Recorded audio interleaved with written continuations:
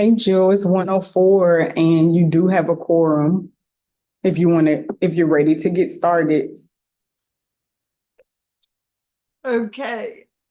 I think, okay, hi y'all, thank you. Hold on, Bo. There you go. Sorry. Okay, Can you hear us now? can you hear me? Oh, we can't hear you now, I think I Jill. muted everyone else. I Okay, hold don't on. like this angle, let me be cockeyed. All right, there we Should be go. good to go. Technical Why are y'all so far away? Like, I'm looking down. Okay, y'all, it's 1:05 on Friday, June 7th, apparently 2022. And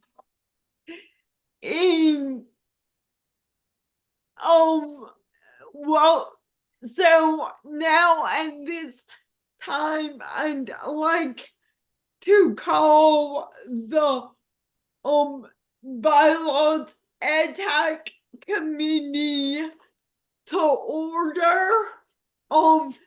So Ebony, if you could please take roll. Yes, ma'am. Miss Nicole Banks, I'm here. Mr. Michael Billings, Miss Christy Gonzalez, Miss Angela Harmon, Here, sorry. Mr. Tony Piontek, Miss Brooke Stewart, Present. Mr. Eric Taylor, Here. Miss Vivian Webb, Here. Miss Lauren Walmack, Here. and Miss Jill Hano. Here. You have 7 and you have a quorum. Okay, thank you so much, Ebony.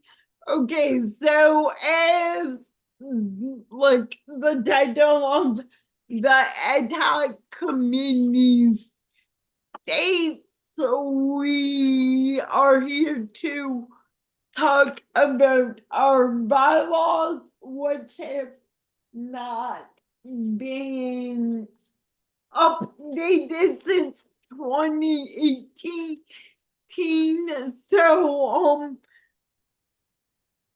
So if we follow our agenda, Ebony, do you want to take over? Yeah, do you want me to read the protocol real fast? Just as housekeeping? God. We also have adopted our virtual protocols.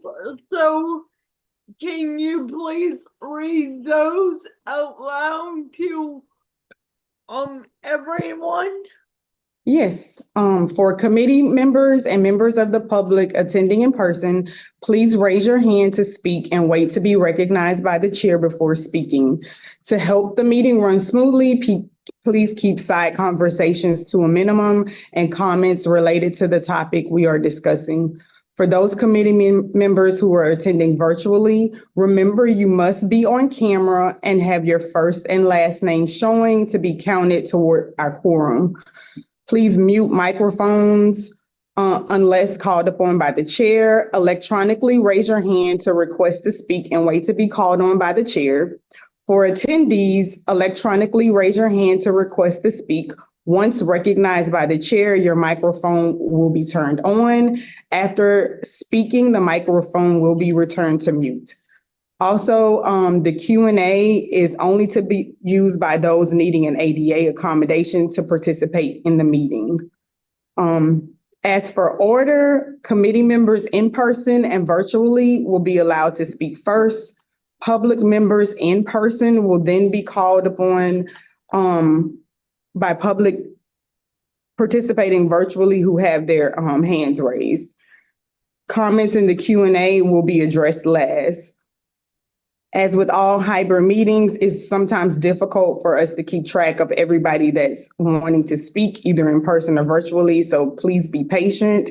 And all comments or questions from committee members and the public may be limited to 3 minutes or less should we run into time constraints. So please keep that in mind. Also, comments about a person's character will not be allowed.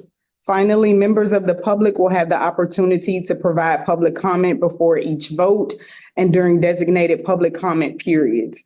The chair may also use their discretion to determine if comments will be accepted outside of those times. Okay, so I'm going to share my screen, and the document that's online and that was shared with the committee is the bylaws with our recommendations for change. So there are 2 sets of recommendation in the document. The No. red. Oh, did you have a question, Jill? The first thing on the agenda actually is, well, I may be really bad at this.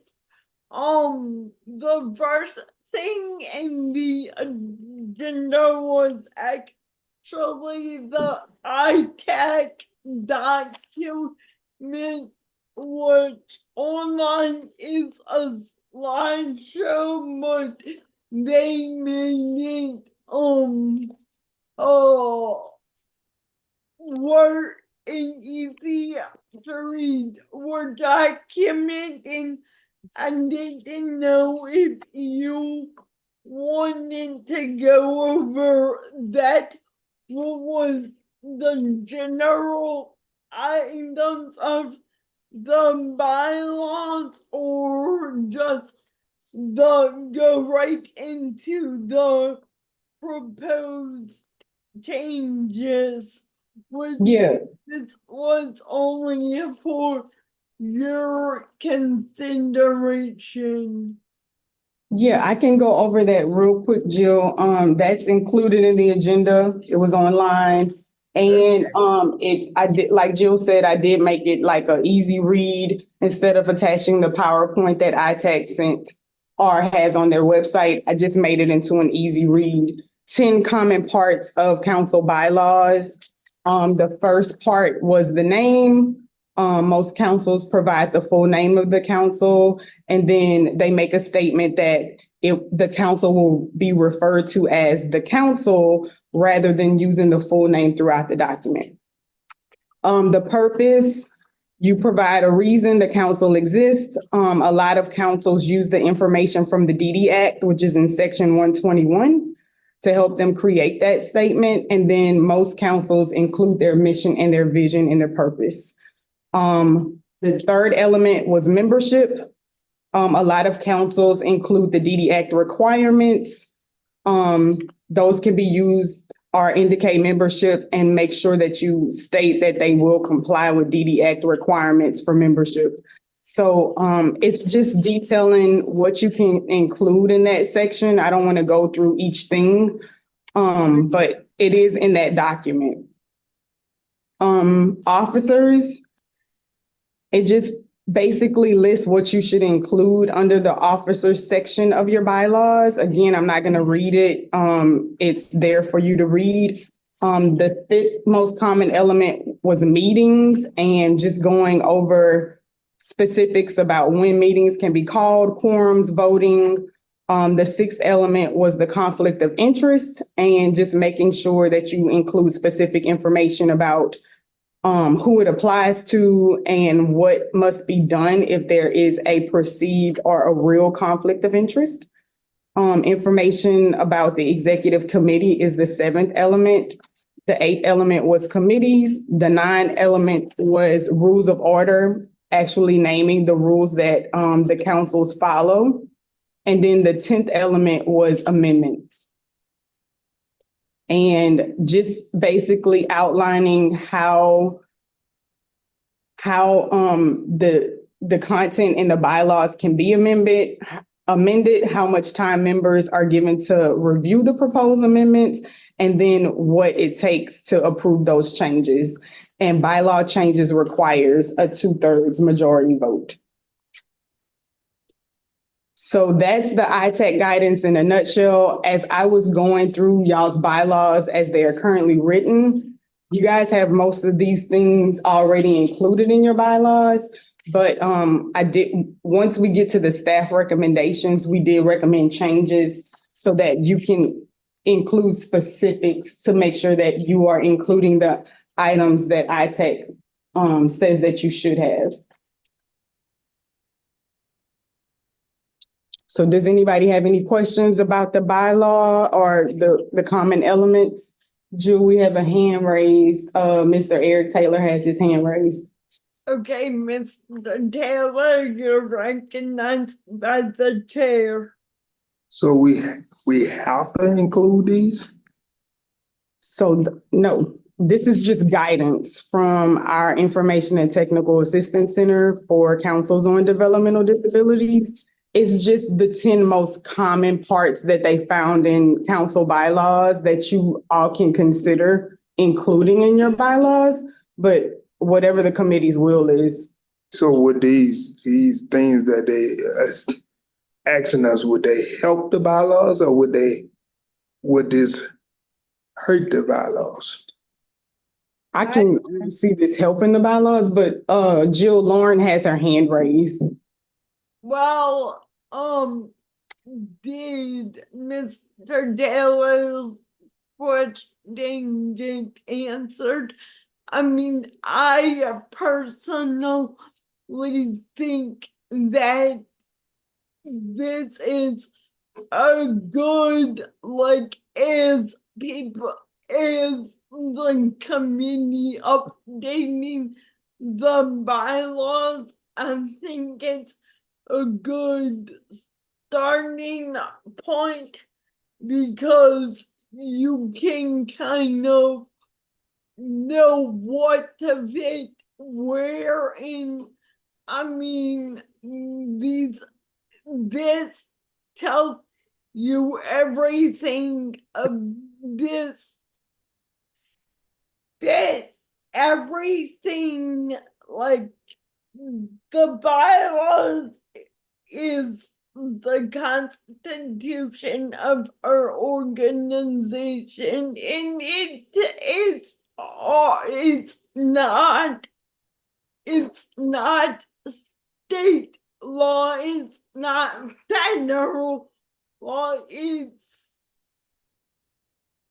specific how our specific organization is run, and I think this is good to, I think these are suggestions, Eric, but I think they're good suggestions and also good as headings for your bylaws, and again, as to what fits where.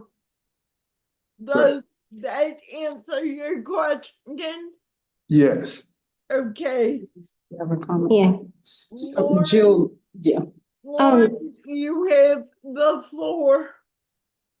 So like it kind of ITAC is kind of like a public body, and it kind of gives us suggestions about like best practices. So kind of like in your profession, you know, how you would take continuing education and things like that and learn from other organizations and things like that.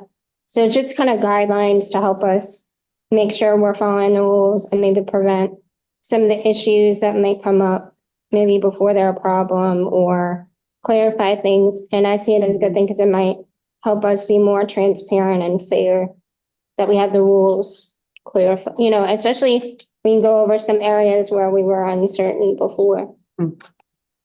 So that was, I'm finished. Right. Thank you, Lauren. Anyone else? Okay, so, Ebony, okay, actually, I have to step away for like 2 minutes, and I have wondered, and I forgot to text, but Brooke, do you mind guiding the conversation for like 3 minutes?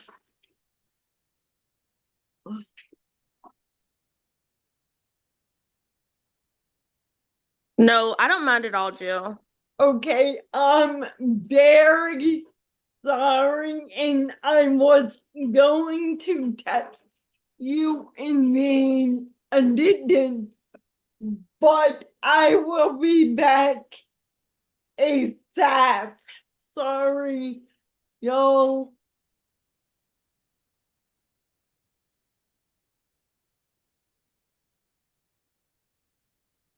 Ebony, is that okay? Yes, I was just gonna remind Brooke, if she wants to be counted towards the quorum, she has to have her camera on. If she's gonna take over for a couple of minutes. Thank you. Okay, I'm back on camera. Okay. So, well, if you want to go to the first item, Brooke, we can, I've scrolled down to the bylaws. I can make it bigger if, you guys need it bigger on the screen, just let me know. So the first item is the art. Okay, wait. I'm looking at the bylaws. The first item is. So what do I need to? So we can go through the bylaws. So the first item on the agenda is the recommendations for proposed changes to the council bylaws.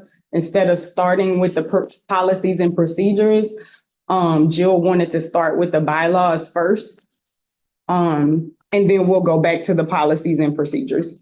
Okay. So, do I just read the bylaw?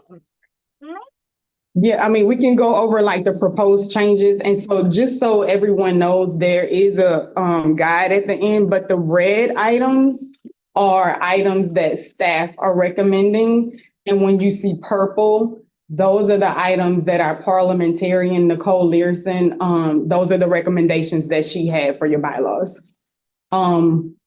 We have two hands raised, Brooke, one in person, Miss Lauren Womack, and then Nicole Banks has her hand raised as well. Okay. I think we go for who's in person first, correct? Correct. So Nicole Womack, you're recognized. I propose that we go through article by article and see if there's any discussion on each one, because some of them, I think, we might not even have discussion. Maybe we can do Article 1. Do I have a second? Do I have to say? You don't have to motion. Okay. I mean, if the committee is in agreement with that, you guys can go That article would by be article. easiest. And just kind of keep the bylaw one out to look over as we go The through. guidance from ITAC. Yeah. Yes.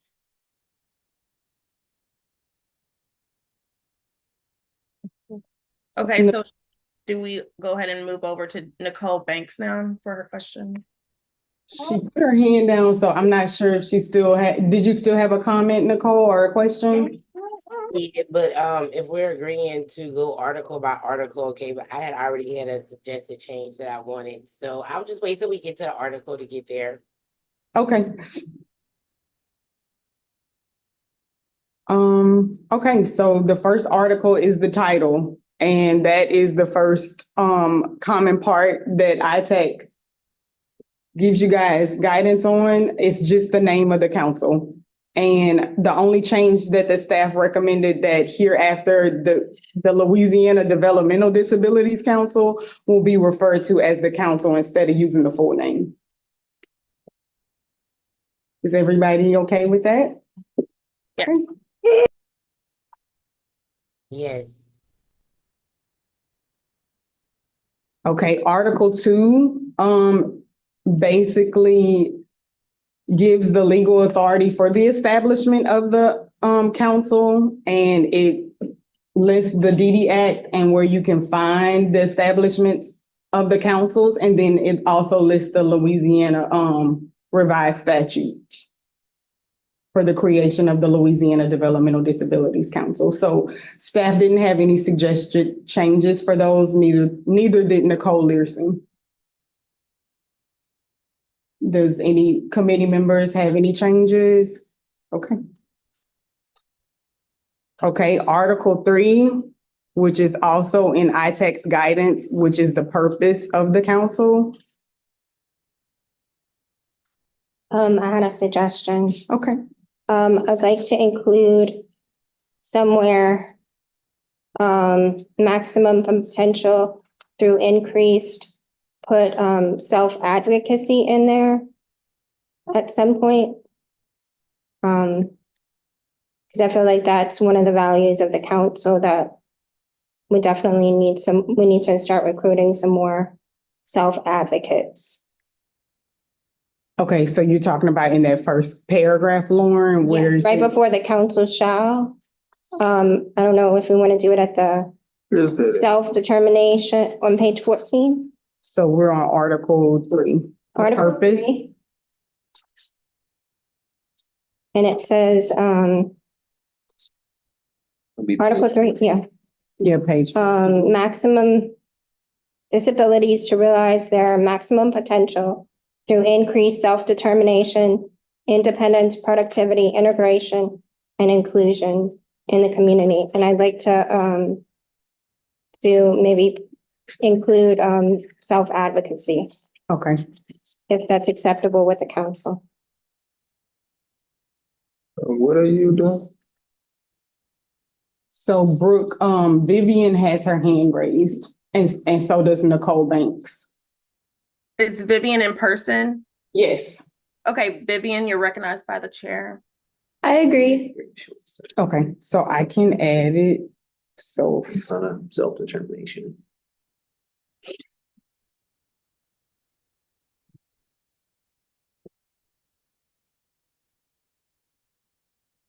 and Nicole Banks has her hand raised, Brooke.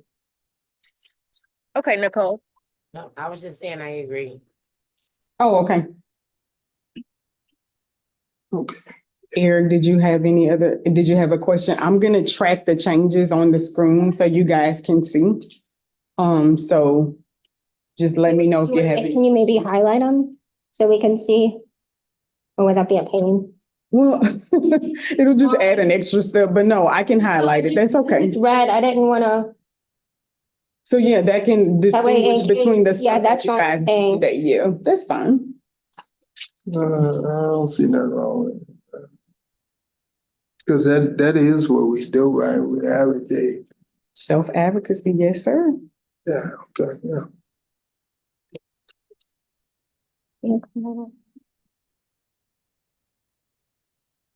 So the rest of the items in that particular section are just stating what the council is responsible for. You guys are mandated to have a state plan as required by the DD Act.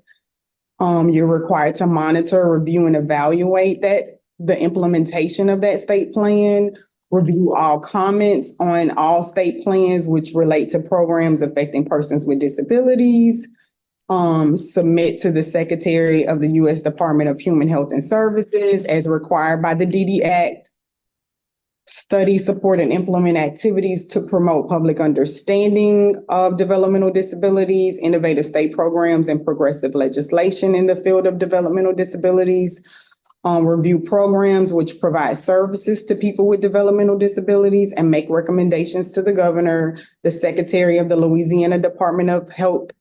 And so we just changed the name there, just to make it current, because it's no longer called the Department of Health and Hospitals, it's the Louisiana Department of Health. So those are the only changes. And then number 7 is just review and act upon such matters as deemed by the council to fall in the intent of the federal law, guidelines, and directives. So the only suggested changes that staff made there were just technical. Okay, y'all, I'm back. Thank you, Brooke. And should have texted you. Sorry to put you on the spot, but I'm back. No problem, Jill. Thank you. Thank you so much. Jill Lauren has her hand raised. Ms. Womack, you're recognized by the chair. I'm not sure if this is possible with staff, but is there some way we can make a statement about the relationship between the community and council, like council inform, like, because we do it, but it's in our, I don't know if we put it in our purpose of like getting input from the community and using like expressing the needs of the community of those with developmental disability, something along the lines of Lacan, and or is that broaching on possible lobbying? Do you understand what I'm saying a little bit? You're saying like input from the community? Yeah, kind of like, Yeah, that's not lobbying. okay.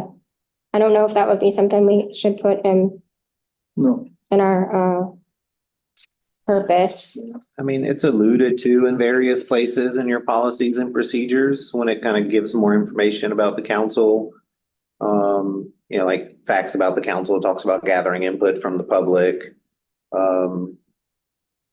I didn't know if like in our purpose, we should have like the purpose of the council is to be like a mouthpiece for the disability community at large.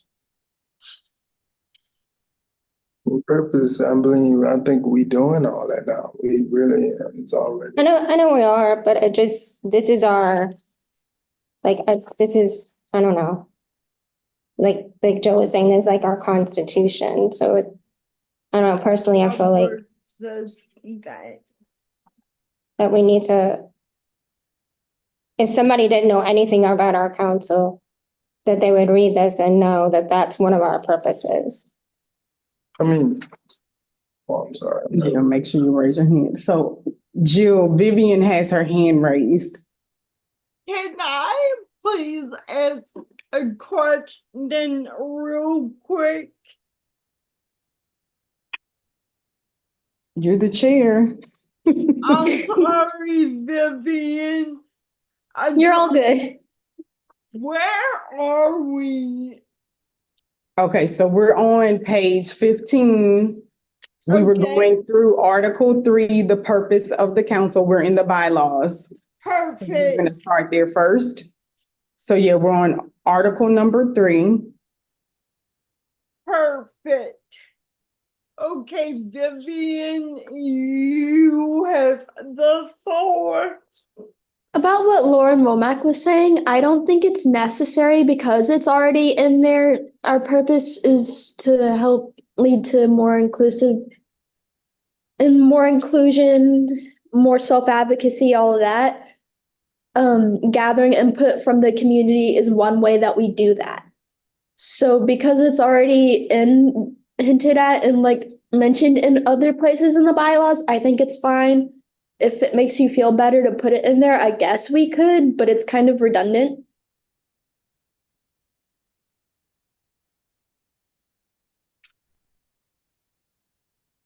Okay. So y'all, I'm getting my bearings together. So Lauren, what was your suggestion? Because if there are no suggestions after Lauren, I do have a suggestion, kind of question, suggestion, but Lauren, please continue. Oh, I was just saying, it's up to the council, but I would like to see something, maybe more clearly stated that one of our purposes is to champion or give a mouthpiece to the issues that are in the community, the most important needs of the community at the time. I know we do that, and like Brendan and them were saying, so there's two sides to it, so I guess we could just, if nobody else agrees, then that's fine. I don't feel that. So Jill, Vivian has her hand raised. Okay, Vivian. Hey, so I'm sorry, I'm not disagreeing with you or anything. It's just that's not a purpose. That's a way we achieve the purpose. So I don't think it needs to be included with the purpose. So Lauren, I'm looking at number 5. If you look at number 5, it says study, support, and implement activities to promote public understanding of developmental disabilities, innovative state programs, and progressive legislation in the field of developmental disabilities. And so that may encompass just getting like the public, Information. yes. So I So just- that may you know, encompass what you're, I just didn't feel like it captured, okay. but that's fine. I mean, this is I don't know how if the other committee members have any comments that they want to make about Lauren's suggestion. It's up to the committee.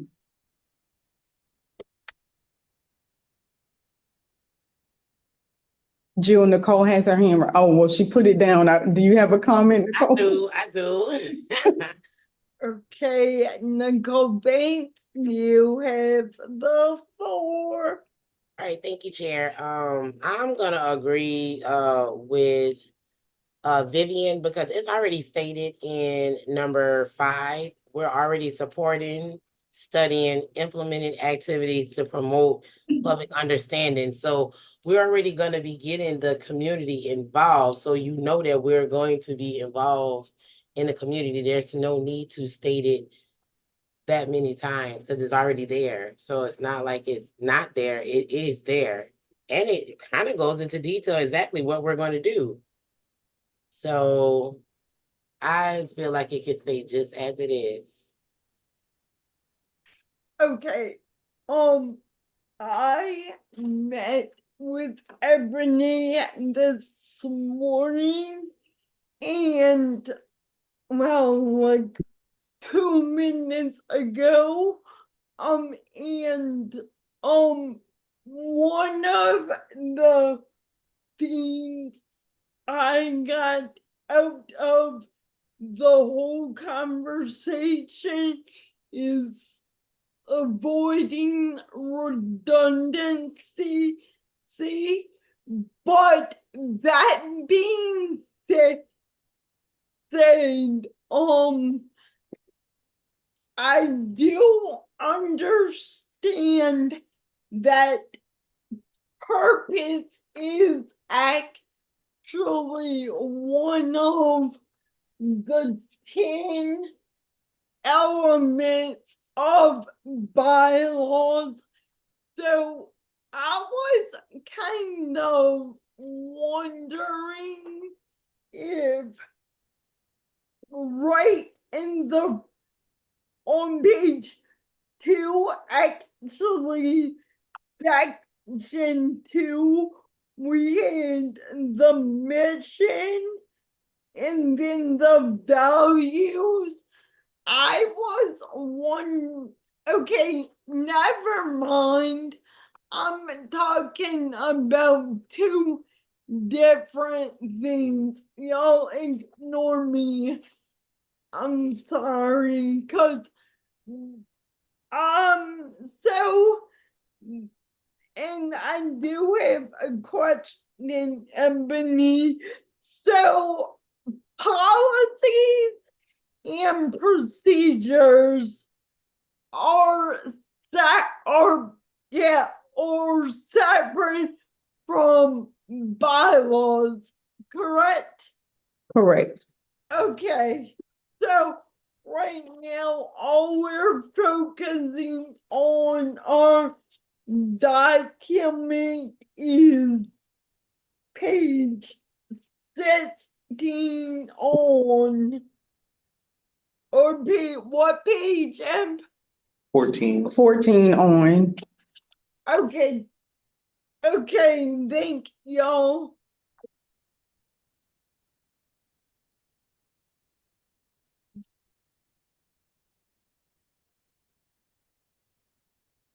Okay, so Jill, I don't know where the committee is landing on the information that Lauren suggested.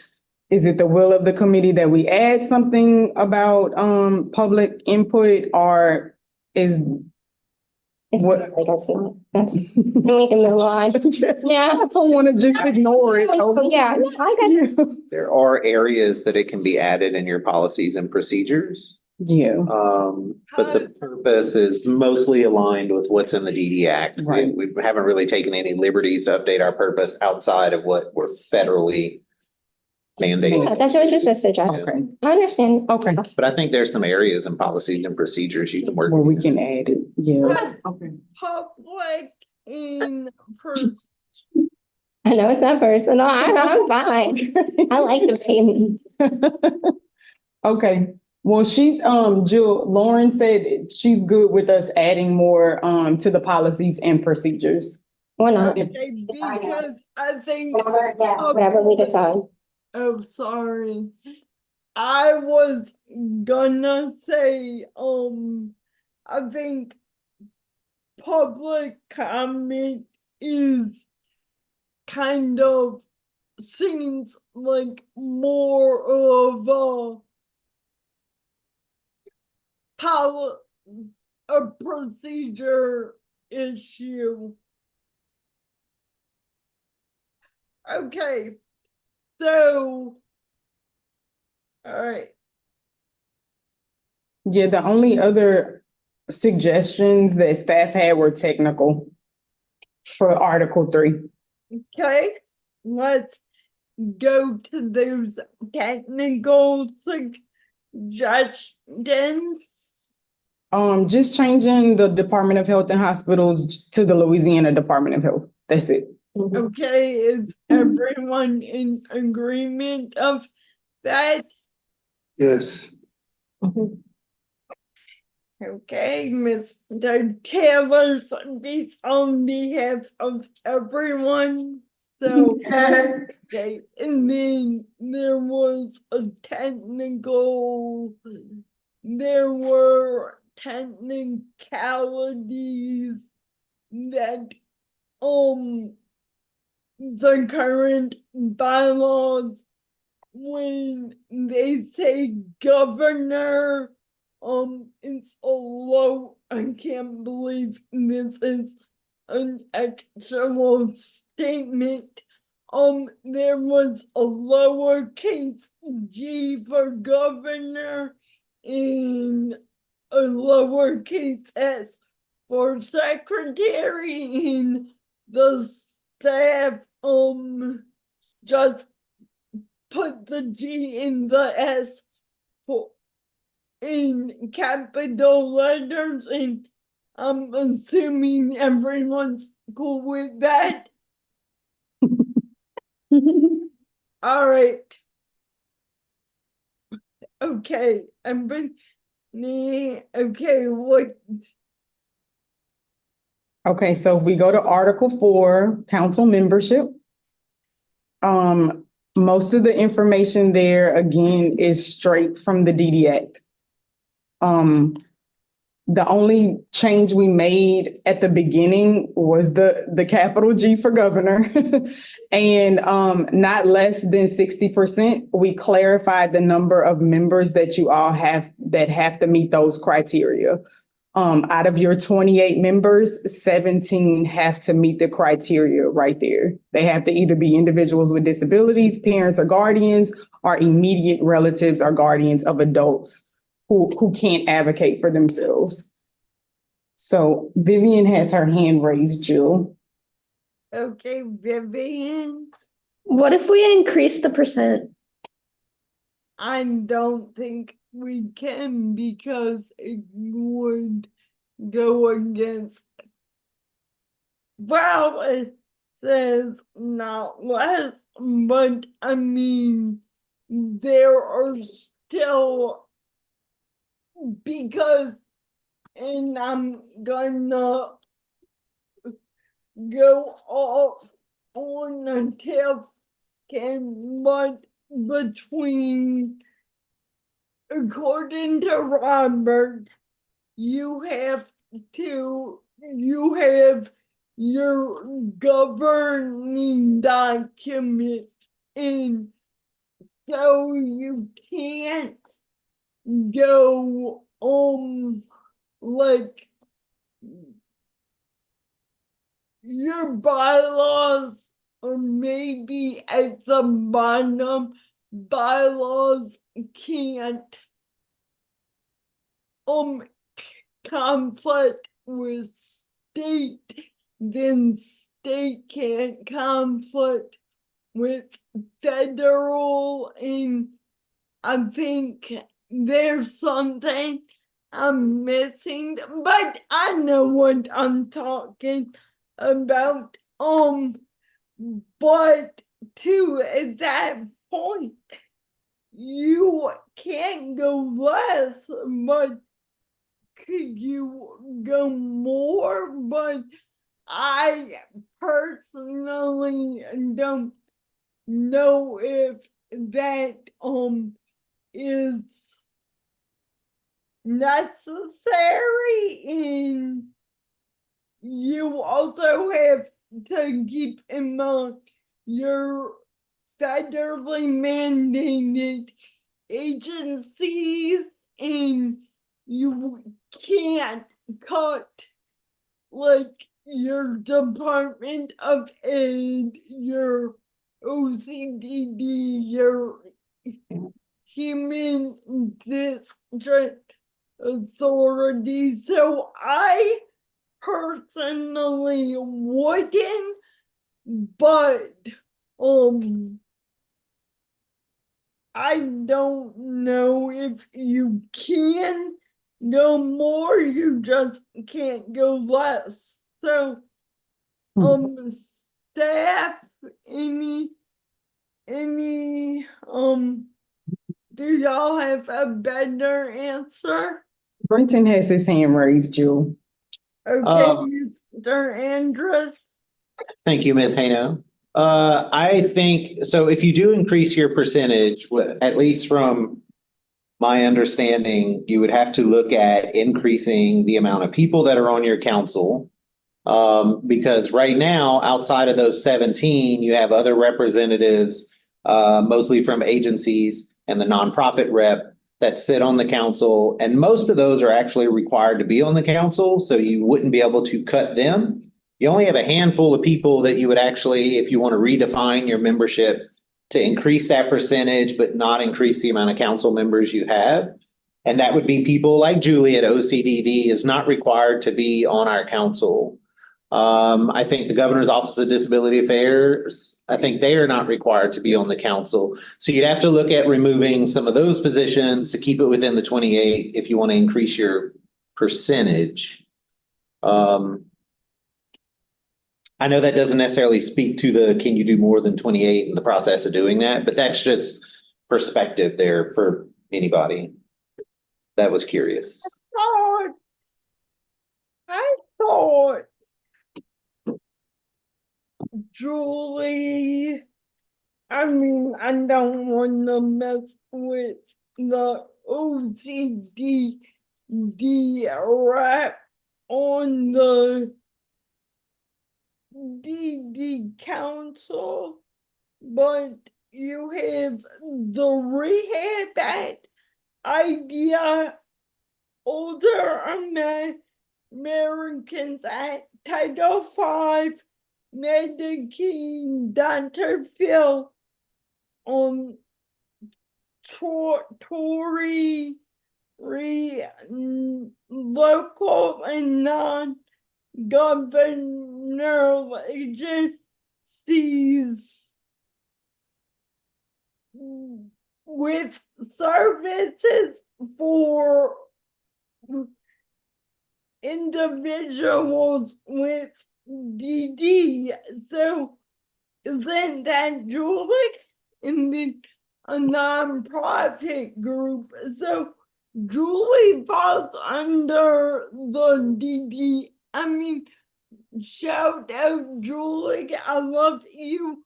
We're gonna say OCDD does fall in DD Act mandate.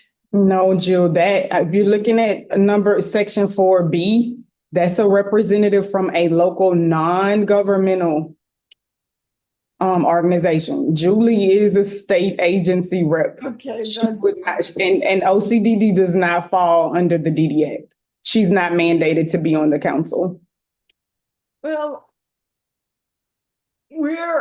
I think I'm getting off topic. The question at hand was, can we increase the numbers of self-advocates? And virtually we could, but I personally wouldn't want to. Any other thoughts? Vivian has her hand raised. And you have a public member with her hand raised as well. Vivian, you have the floor. Okay, thank you. So I didn't say we should increase the percent of self-advocates. I'm sorry. I said we should increase that 60% there, or we might entertain doing that. It's not just self-advocates, but parents of or guardians of children with developmental disabilities, immediate relatives. You know, should my brain just dropped. I also, should have said citizen members, so that was my fault. Yes, Vivian. I don't want to kick Julie off the council, clearly. She's very important on the council. I'm not looking to kick anyone off. I'm just thinking, what if those positions could be filled by people with disabilities or like relatives of people with disabilities? Right. And I again apologize because I said the wrong thing and jumped to, I got ahead of myself and I thoroughly apologize. Okay. I don't know. Did you have you first or? Well, you're a council Councilman. member. Um, Jill, Lauren has her hand raised. Lauren, Well, I was on the membership committee and at first thought that sounds like a really great idea, but it was really challenging because out of the people that we had applying, there also has to be considerations of representing parts of the parishes that don't have council members applying and trying to meet the different minority backgrounds and well, so it's like other considerations as well that go into it. So I don't know if that is something we should put on the membership as well, because I know that was a challenge we were trying to have this year when Breton you had given us that printout of us doing our best to fulfill, I don't think it's an obligation, but our suggestion of making sure council members are from all regions of the state, which is one consideration. That they're representative, that they're all not women, not just women. We were trying to find men as well, which is a challenge. It's just that's something else that I want the council to consider. And maybe consider putting in the bylaws some of those other things that we were considering. when we were trying to do membership. I don't know if we would put that in there or if we would put that in the policy section. When we were looking at trying to fill some of those spots that didn't have council members or representation.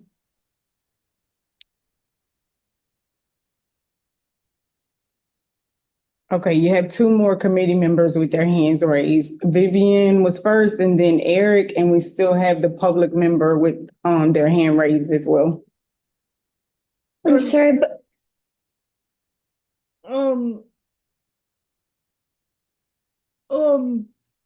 and it was in that order, Ebony. Yes. Okay, then Vivian, you have the floor. thank you. So are we wanting to decrease diversity or what's the goal here? You can disregard what I said previously, by the way. And y'all can disregard what I said previously, by the way, because I feel so bad.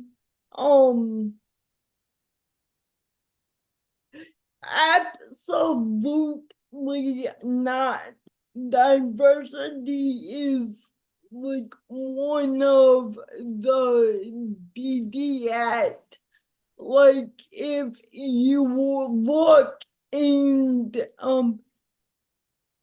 is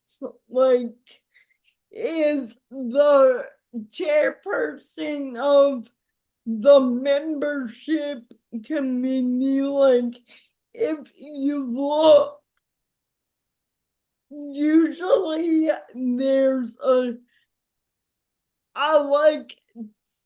for every, I've only had one, but there to be like, what are we doing as a full, as opposed as like it concerns with how it aligns with the DD Act. So like, I don't know what I'm saying anymore. Eric? Yes, my question is to the vote, to the council, is what we trying to fill chairs or is the chairs filled? I'm kind of lost here. Are the seats currently filled? Is that what you're asking? Yes. We do have some vacancies that we're gonna advertise for, probably next week. But if I can, Jill, I think that the purpose of the DD Act, including that 60%, was to make sure that individuals with disabilities, their parents, and then immediate relatives remain the majority. Right. So that you all's voices are heard, and then your voices are, I guess, Majority of the vote. the majority of the vote. Yes, thank you, Lauren. So I think that was the purpose of the DD Act, including that percentage. And so if that provides clarity for anyone, I'm not sure, but I'm not even sure if did I answer your question? So basically, we looking to fill some of the open chairs. So we looking for people with disabilities and parents with disabilities, correct? Correct. We will, because we are 4 members down. So yes, we will. Some of the members that they talking about removing is members that don't have to be on it. Oh, well, I don't think anybody was saying that they wanted to remove anybody from the council. Yeah. Can we? I'm wrong.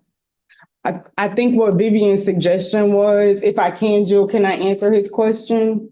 Yes. Okay. I think what she was suggesting was to increase that percentage, like go over the 60%. Correct. So I was just saying that you got these citizen members already have the majority to make sure that the majority of the vote comes from citizen members, which are individuals with disabilities, parents, and immediate relatives. So you all already have the majority vote. So I don't know if the committee wants to consider increasing that 17 to 19 or something like that. I think what Brenton was saying is that we may have to look at the other members that are not required to be on the council, which include the Office for Citizens with Developmental Disabilities, the Governor's Office of Disability Affairs. They're not mandated. So if we increase that 17 to like 19, we would have to remove those members that are currently to keep the 28. Does that make sense? No.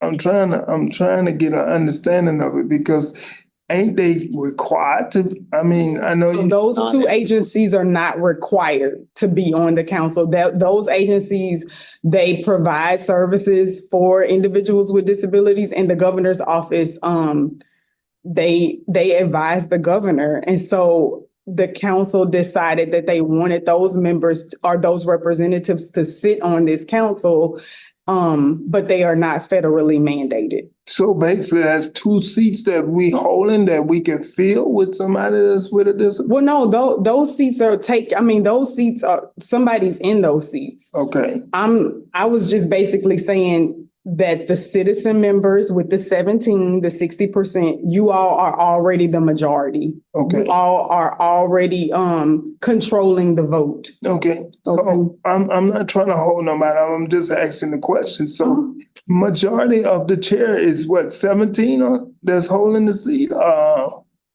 17 citizen members. Yes. Correct. Okay, The rest of the members are either state agency reps. We have a Nonprofit. nonprofit representative, and is this anybody? With disability rights, so our protection and advocacy. Yes, And then we have from the Human Development Center as well. yes. okay, so where is the concern? I mean, if we under where we need to be, Vivian just made a suggestion. Yeah. she just made a suggestion. Yeah, she was just making a suggestion, and the committee was considering her suggestion. I Yeah, think the intent was just to, how do you increase more citizen representation? right. And then we went into the discussion of the logistics of being able to do something. Oh, okay. What it would okay. actually look like. Okay, I gotta understand it now. Okay, I gotta understand it. Okay, Vivian has her hand raised again, Jill, and then we still have our public member with her hand raised. Okay, Vivian, you have the floor and I have to charge my phone, so. Okay. So I don't want to kick anyone out of their seats. I think the people in those seats are important and we need them on the council and they're valuable. So I wasn't like wanting to Yeah. remove that. You can disregard what I said. We can keep it like the same. It was just a suggestion. I was just pondering. And I went down a rabbit hole, so, yeah, so that was my bad to Vivian's question was asked and answered, and, I think we can discuss it, but the point is for the citizen members, and y'all, the citizen members are your self-advocates,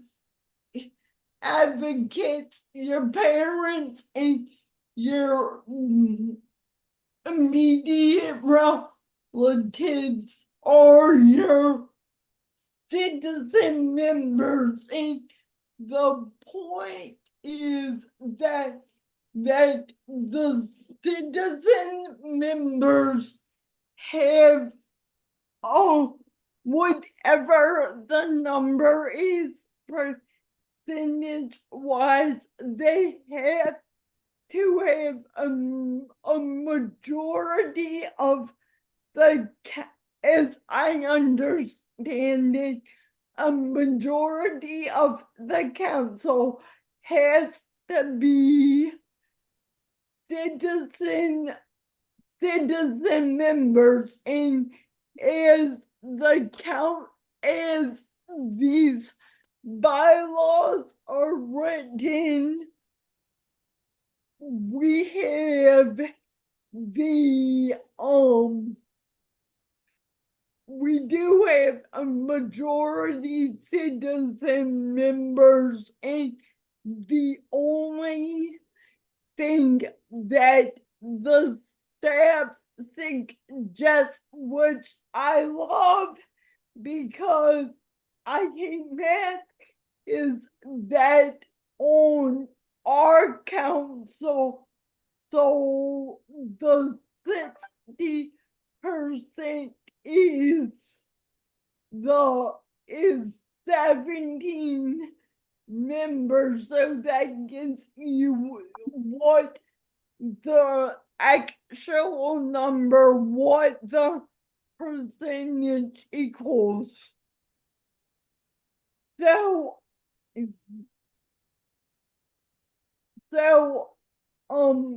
I don't know if that answers your question, Vivian, but that's how I'm interpreting everything. Forgot what I asked.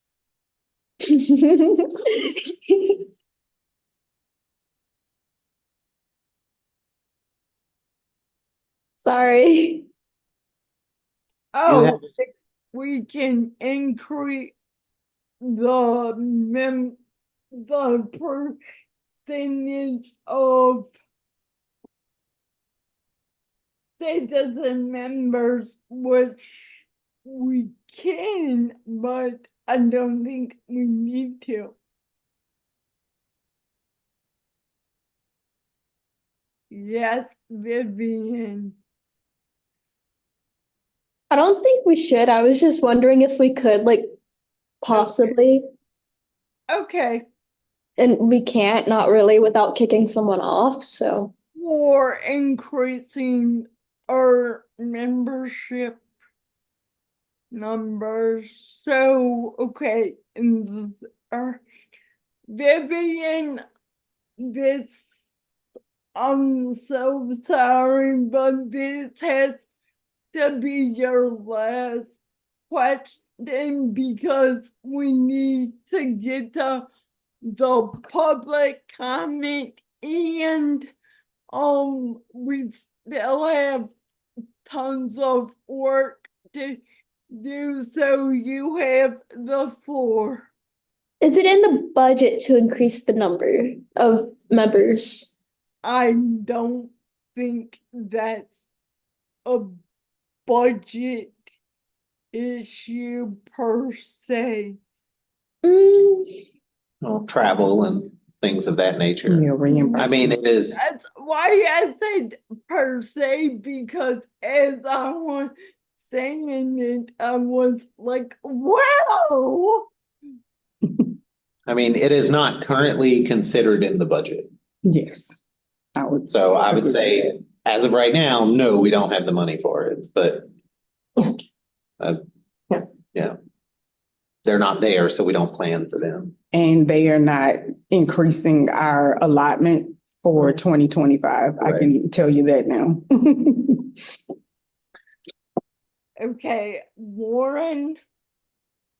This is real quick, and just if nobody wants this, Oh, that's fine, we can move on.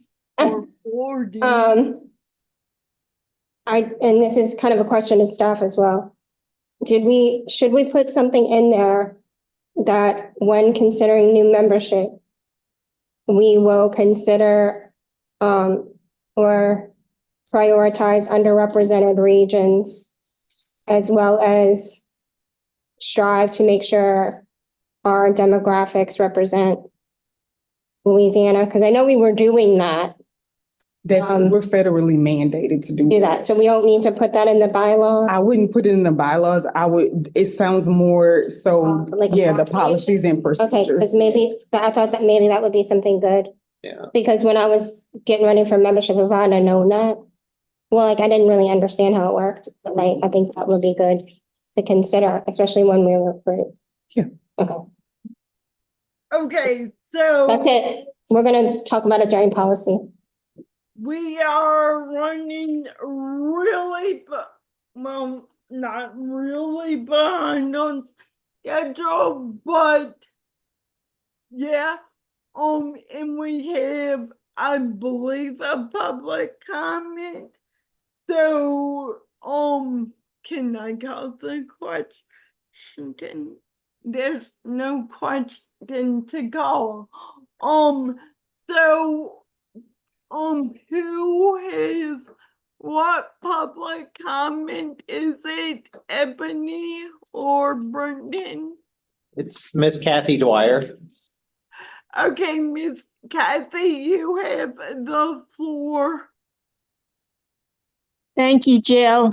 I want to correct some things that were stated. First Yes. of all, as long as you meet the minimum of the DD Act requirements, you are good. While I know you've already decided, since it would have been helpful if I could have been given the opportunity to speak earlier, I will address this after the end of this comment. As long as you meet the minimum requirements of DD Act, you have no problem. So if you wanted to increase the percentage, you could. There are some things to consider when increasing the percentage. That then increases the quorum requirements. You wouldn't necessarily have to kick anybody off unless the DD Act restricts your membership to a maximum number, which I don't believe it does. Having worked 25 years for the USAID, by the way, just so you know where I'm coming from.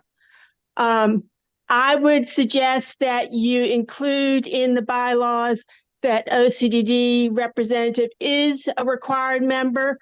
We've done similar things with RACs, where we exceeded the state DD law, but we still met the minimum requirements, and it was all approved by the Board of Ethics and the Louisiana Department of Health legal. So there's no reason you couldn't add membership. You don't have to take membership off. Again, if you increase the percentage for those representing the DD community, let's say, for example, from 60 to 66%, which would be a 2/3 majority, and is usually what most is used mostly. But anyway, it would just increase your DD community membership by 1.5 persons. So it's not significant. Those are the things to consider, but I understand you've now dropped the issue based on incorrect information, by the way. Also, again, for the second time, I request that you modify your policies and procedures. I find making the public who are participating virtually to wait so long to make a comment that ends up being heard after much discussion is made and then move on to other areas surrounding the topic. It just is not fair. It is disrespectful, especially when it's mostly people with disabilities, including myself, who just had knee surgery, so I can't travel. It's disrespectful to make me wait so long. There's got to be a way where you can honor those present first, then those virtual, in the order that their hands are raised, and recycle. So if the first group present have been heard and there's a public member who's participating virtually that has had their hand raised before another member who is present raises their hand, that public member should be given the respect and heard. You just recycle that same scenario. Those that are physically present, those that are virtually present. and just recycle it.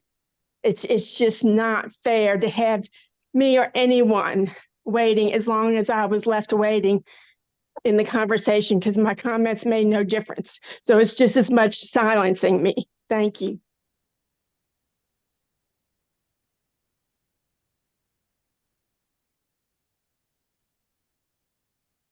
Jill? Just point of order, if you're a committee member, you have to have your cameras on and to be counted towards the quorum. And right now, I think we're in jeopardy of losing the quorum because our virtual members don't have their cameras on. Thank you. For disclosure, there business on top, lounging on the bottom. So I turn my camera off when I get up. Sorry. So good. Thank you, Miss Dwyer. Can our virtual members put on their cameras because They it did. doesn't. They did, Jill. Yes. Okay, I'm sorry. I only thought. Okay, so the bottom line is that the changes.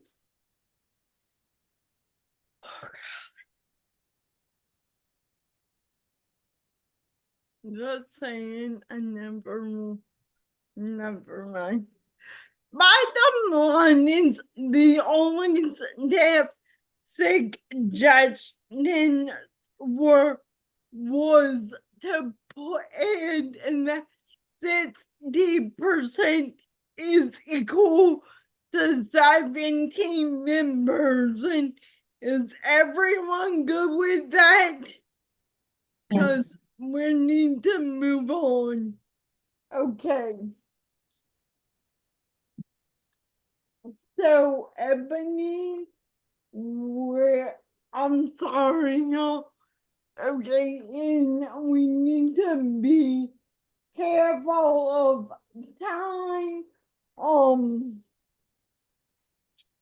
And Brendan, can we talk on the phone after this meeting? Yes, thank you, Brendan. All right, next item on the agenda. Okay, so we're not done with the bylaws, Jill, so we're not ready to go to the next item on the agenda, but I'm gonna go to the next item in the bylaws, where we had suggestions, and we're still in, that same article, section 5. Okay. The suggested changes there were just your virtual protocol that you all adopted on April 4th. It just says that a council or committee member who participates virtually shall be allowed to participate and vote when they display a live feed video of their face with their first and last name during every roll call vote. All members of the council, whether participating in person from the anchor location or via electronic means, may vote. In your rage and Nicole's purple, yes? Yes. Thank you. Nicole there said my bad. I saw Nicole's head pop up. Okay, so okay.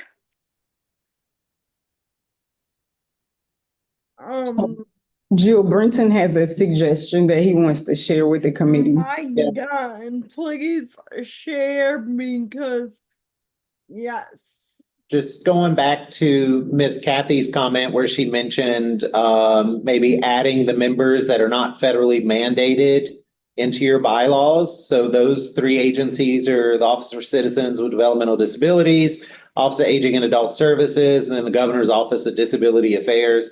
If you were interested in those being added into the list of agencies that we require, that would be under Section 4, which is just above Section 5 that y'all were talking about. Still under membership, but I think Section 4 is probably where you would add those three agencies if you wanted to protect them in bylaws. I Of would, course, it would still be up to the governor to appoint those positions. so I move we do a vote for that, please. I second. Okay, Well, I'm sorry, I'm sorry. Can I just I'm out say of job something? point of order, I'm You sorry. don't have to make a motion if the committee is in favor of you guys adding that. That'd be We a can great just idea. add it, yeah. Needs to, yeah. If everybody on the committee is in favor. I do have a Graham Cole. I am in favor of this. Is anyone not in favor of this? Okay.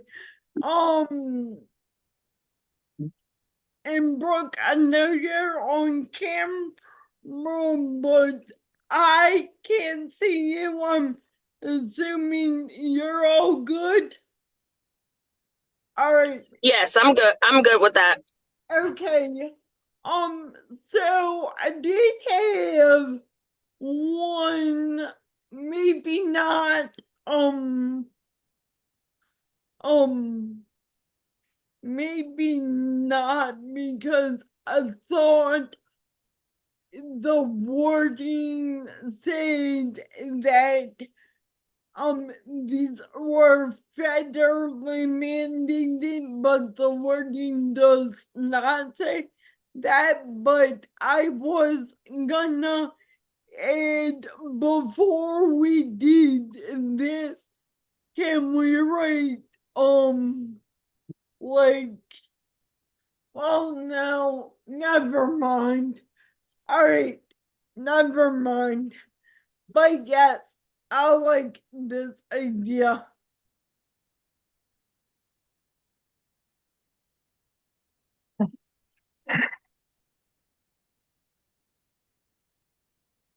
Okay. Do we still have a quorum? Okay, thank you. Yes. I'm sure we have, I'm pretty sure we have one. Let me see. Yes, you do. Thank you, Okay. Hannah. Oh, hey, Hannah, Hey, Jill. where are you? Her camera's not on, Jewel. Oh, okay. Yeah. All right. So that's good.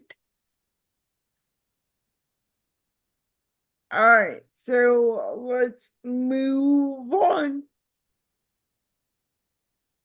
Okay, I'm assuming everybody's good with us adding just the protocol that you created to Section 5 for voting. Yes. Section 6, those are just technical changes. We just made, hereafter, the council is just gonna be referred to as the council. So we just took those DD, developmental disabilities, out.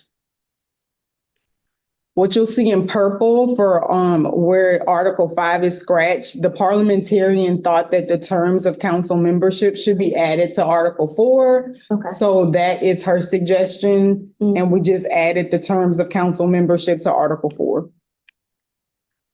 Where you'll see a change in Section 7, that is due to the suggested guidance from ITAC.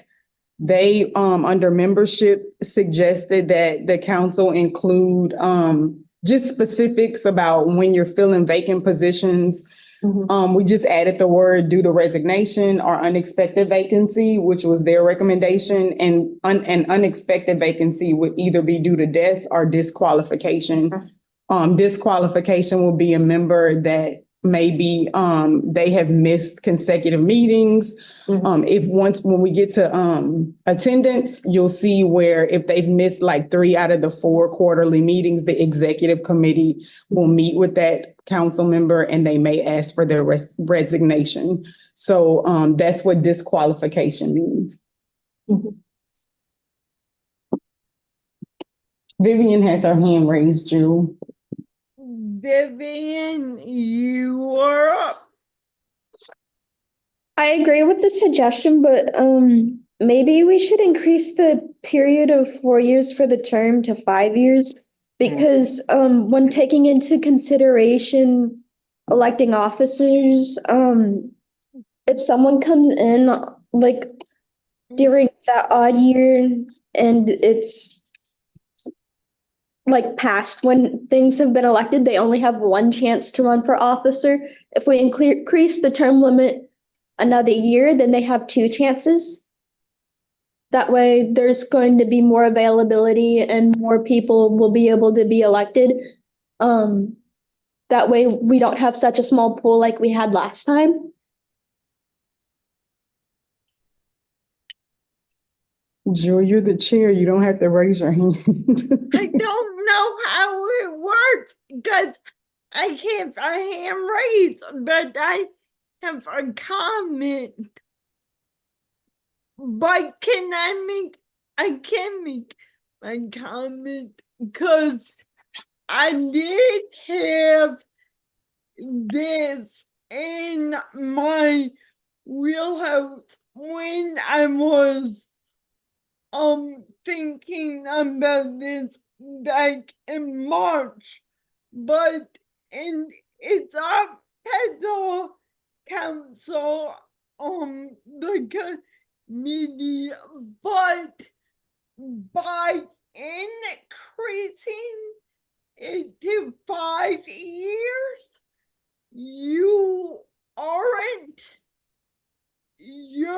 term is a full, your term coincides with a 5-year plan, and you're not coming in, well, you virtually are, but like your term coincides with a 5-year plan, and that's what I was thinking about. So the moving the terms up to 5 years was actually one of my suggestions, but just something to think about. But Brooke, let me get to you. I would suggest actually limiting making our terms 2 to 3 years, preferably 2 years. And we can hold membership more often, but I think 2 years would be better. And I think 5 years is a little excessive and kind of like keeps the same old thoughts in. And I think having a shorter span for our membership would increase like diversity and more opportunity for people to be involved.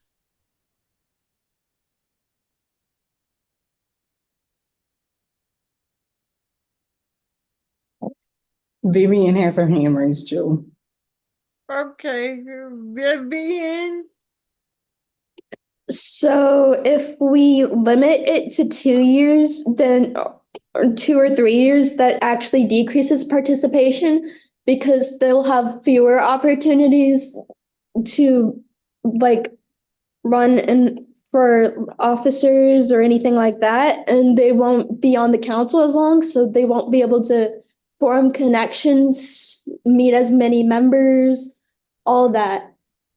It's important that we learn how to network, and I feel like 5 years is a nice sweet spot, and that 2 or 3 years would be cutting it short. I kind of agree because like 2 years is 8 meetings and it takes me 9 meetings just to know what I'm doing. So will like obviously discuss it, but I kind of don't like the 2 years because it just seems rather short. And but and I just said 5. I just thought that like it's a way to be concise with our planning cycles, but does anyone have any opinions, Lauren? I agree with, both you and Vivian. I think it could be helpful. I also have a question for staff. Is that even possible with the state regulations? Is there somewhere in there that it can only be 4 years on a board? So I thought I read that somewhere in the act that you could only be for 4 years. So the DD Act, the way they explain it is that the governor has sole authority over appointments and rotations. And rotation. So he is the sole appointing authority. Okay. He or she. Right. They are the sole person that controls the rotation. Now, you guys can put whatever terms. Question? Yeah, you can put Okay. that in your bylaws, but just keep in mind that he or she, the Right. governor, They could is even make it 1 year if they want. if they wanted to. Yes. Okay. And then my other question is, and I just want to get the council's input and the staff. Would it be possible, since we are trying to increase self-advocate representation, for self-advocates to be able to stay longer than other members? Because I feel like sometimes it's harder for us to get on councils to understand how things are working. And I feel like this is for us. We should have a bigger voice, be informed. And I just think it would be a good way to increase getting more self-advocates on the board and allow us to mentor other self-advocates that may be getting on the board that would give us a longer period of time. But I don't know if that's admissible by policy or a federal, or even if the governor would consider that. So the DD Act they don't give term limits. That's something that a lot of councils put in their bylaws. So there's no federal guidance on that. I could reach out to ITAC to see what other councils do, if they have any guidance on that particular thing, Lauren, and get back to you, but I don't have an answer right now. I mean, I know that the federal. I don't want to be like, oh, give preferential treatment, but I feel like, I mean, honestly, I understand the whole thing with the families, but we're living it. And I feel like we're not really getting enough votes and stuff for stuff that affects our lives. And I feel like council members need to be here too, to provide the testimony. I mean, I know this legislative year, they had trouble finding people too. And, that's just my opinion. Well, I mean, and I know you're using the word testimony, like probably for lack of a better term, but I mean, like, I don't wanna say not on the council to make my voice heard, because that's I think, unfair to anybody, but in no disrespect to the council, because I think okay, I should look at y'all. Sorry. I think the citizen members are or specifically the South advocates are for perspectives more than anything on the council, and I'm just dwelling again on the term testimony, but like a lot of like getting your voice heard and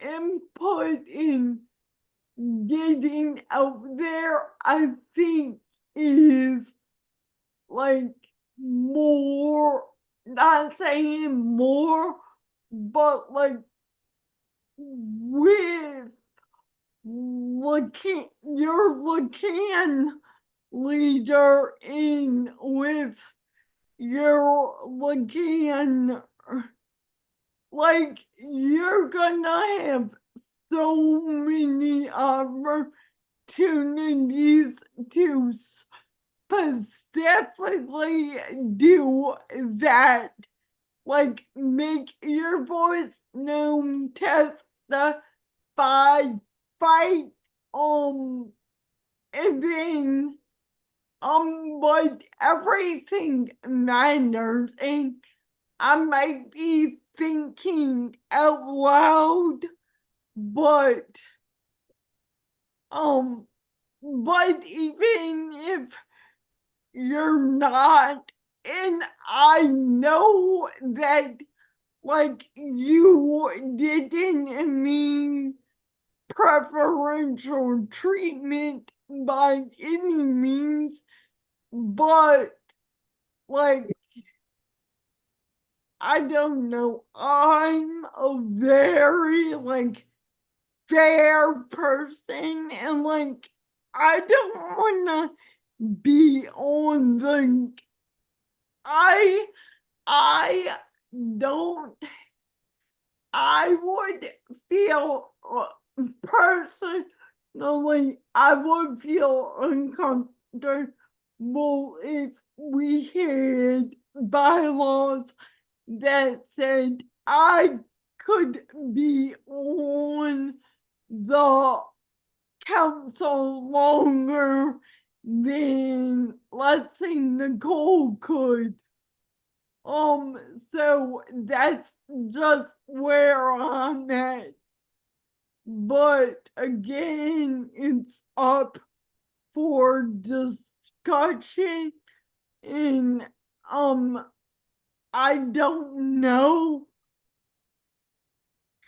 who had their hand up, but do I, like, all I see is committee members' hands up. So do I take Vivian first since she's in person? I know both Vivian and Eric had their hands raised. I'm sorry, I didn't see who was first, so do you guys know? I put my hand down a few times, so I guess technically Eric. Okay. My question is, this is what I'm saying, this board is self-advocates for people that's with disability. Now, the concern that's at the table now is, I noticed that we focusing on the self-advocacy, but if we get off this board or on this board, we self-advocates for people that's with disabilities regardless. Correct. If I'm making sense, I mean, we carrying everybody in this room and everybody that's on the camera. We self-advocacy regardless of where we sit and where we go. And setting these bylaws is setting it for the next person that come on the board, setting it for the next person that sit on the board. Now, my other question is 5 years, having a term to be on the board, I think that's a little much. I think what we doing now, 2 years? 4 years? What? 4 years. We holding the chair 4 years, and then we got we can run another term to sit another 4 years. Yeah. In that term time, I think we got enough time to get to know the person, get to run what we need to run and set what needs to be ran. So if we run a second term, that's 10 years being on a board that we can do something else and do what we need to do. Guys, what we got to realize, we is self-advocacy. When we walk out this door, we self-advocate. When we walk at this table again, we self-advocate.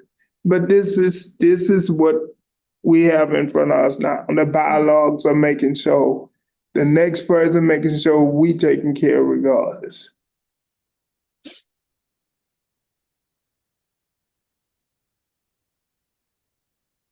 So Jill, you still have Vivian's hand up. I think Brooke was first and then Nicole. Okay, let's go. Vivian, you're recognized. Okay, so not everyone is going to be reappointed for that second term. Increasing it to 5 years would mean that everyone gets 2 chances to run for a position of officers. And trying to remember what else it was I wanted to say.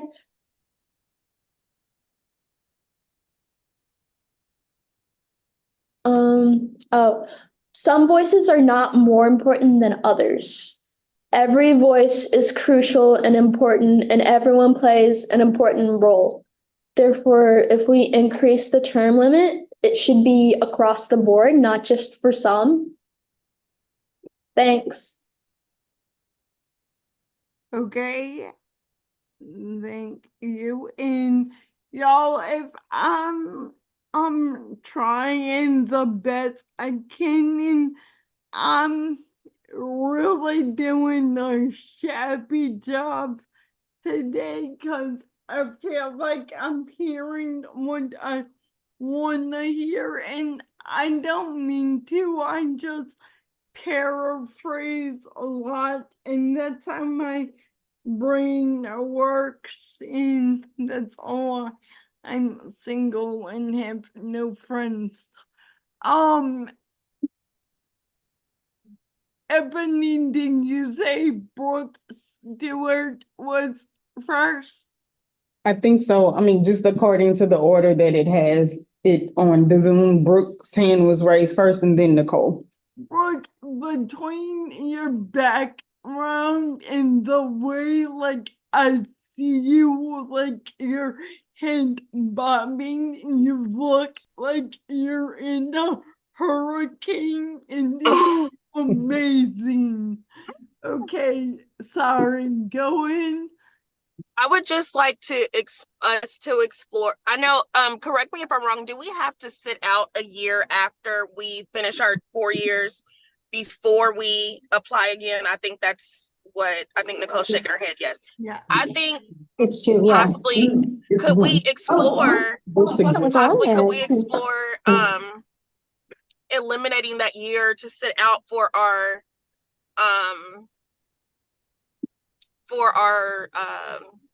people that apply with disabilities, like our instead of them sitting out a year after they have their 4-year term, could they just immediately reapply? Like, could we remove that stipulation?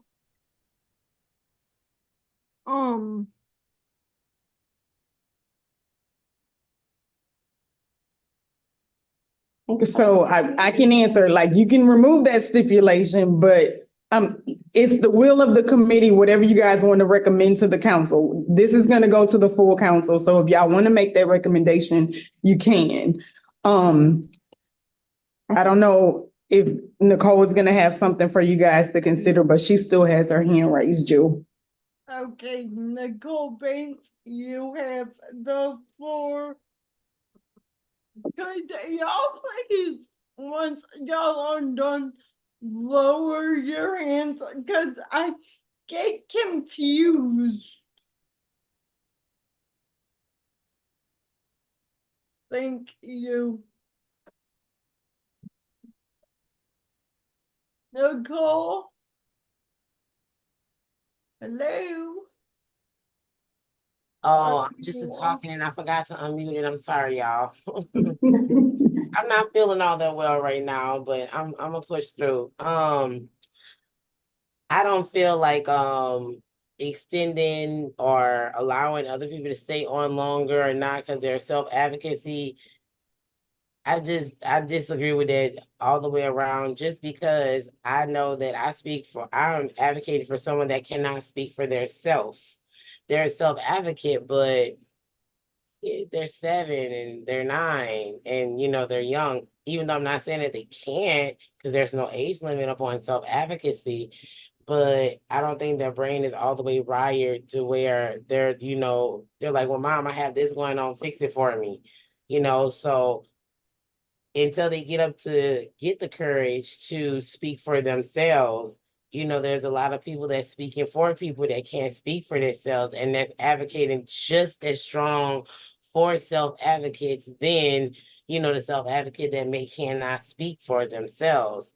So I feel like everybody should be up on the board equally, because then that's going to create a whole lot like a discrimination thing going on there, where you're discriminating against other ones than the other ones because you want them to stay on longer, or you want them to stay on because this is about them. Well, we're all here because of people with disabilities.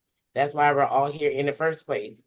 We're here because we care, because we want to advocate, because we have something to say, and we will fight for them if they, for things that are not equal to others. So I'm just expressing my thoughts upon the letting other council people stay longer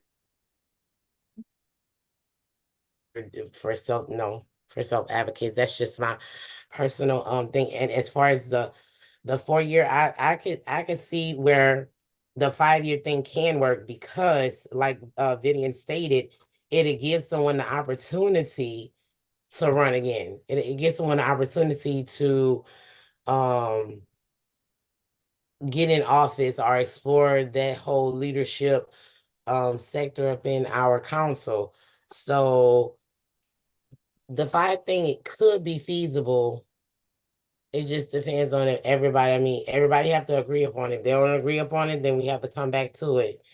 So, but I yield the floor. That's what I had to say.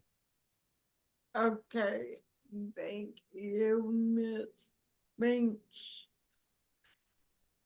Vivian? She calls. Okay, so I would like to point out that youth are not completely hopeless or helpless.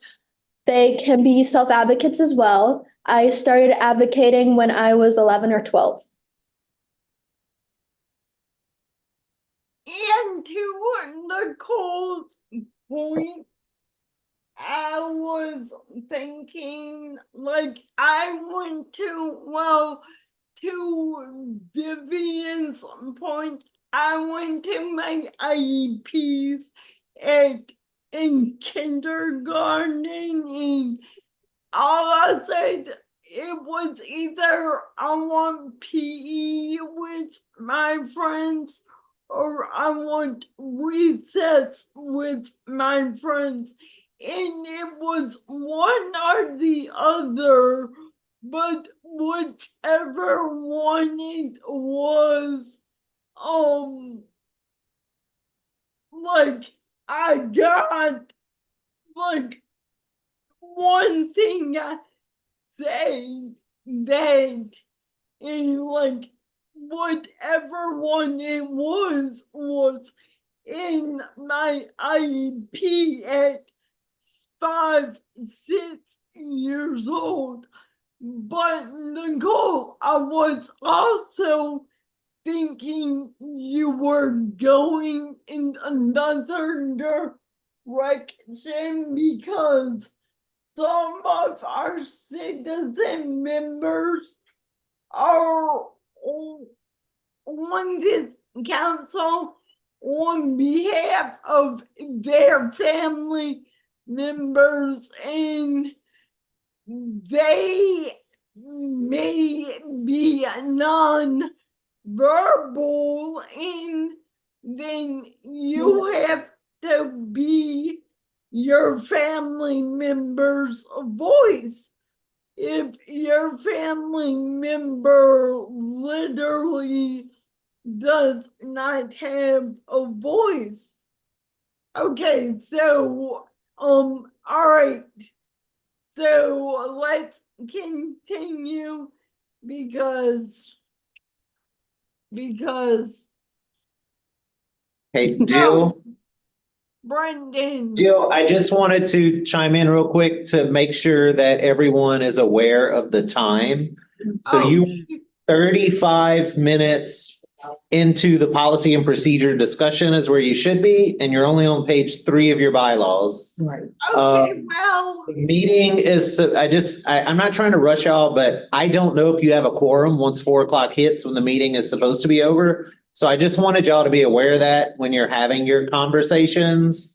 And yeah, I just needed to bring that up. so We're behind. was that you texting me? I did send you a message a while ago, but we're even further behind now. Okay, well then, Can I make I a don't suggestion? know who put someone with us. Okay, I mean, let's continue. Where are we? Okay, I know. Can we just Lauren read- has, Joe, can we just read the rest of it on ourselves? And then if anyone has a comment about any of them. about any of the other articles or, On the bylaws, just in efforts of saving time.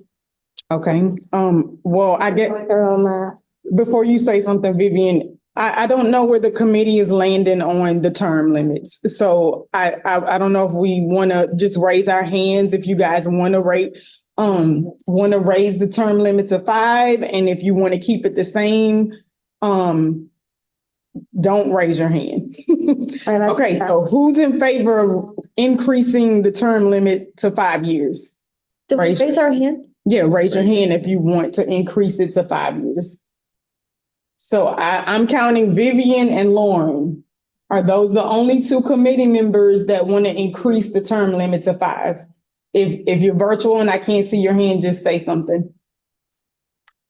Okay. So everybody else is in favor of keeping it at the 4 years. Do I vote? Well, yeah, Jill, you're a part of the committee, and this isn't like a motion. This is just like you guys Okay, well trying to then vote on I something so we vote can move. for 5. Okay, so that's 3 for 5, and then I'm assuming Brooke, Nicole, Angela, you all are voting to keep it at 4? Correct. 4 years. Yeah, Eric, what's your, 4. he's 4. Okay, so the 4s win. Fine. So we can Move on. move on. Okay, Okay, Vivian has her hand raised. oh shoot, my bad, Vivian, you're recognized. Thanks. So I would like to disagree with what Lauren said. I would like it read aloud for clarification. Yeah, I'm whatever the will of the committee is, yeah, we can go through it. The committee is to go faster. Okay, well, we'll go faster. Okay, so the next section where it talks about the terms for the chairs, the vice chair, and the other officers. So this is a section where I missed it because Nicole's feedback came a little late. Technically, the only officers she states are the chairperson and the vice chairperson. The other 2 members are the other 2 chairs are appointed. They're not elected. And Wait. so according to her feedback, which is why I wish she could have been here today. Unfortunately, she couldn't have been.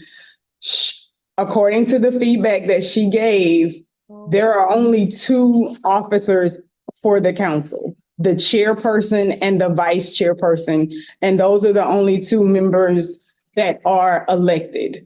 Now, you guys can keep it the way you have it, where the other two chairs are officers as well. But I'm just relaying the information that she gave to us in her feedback, which was the only two officers that are elected are the chairperson and the vice chair.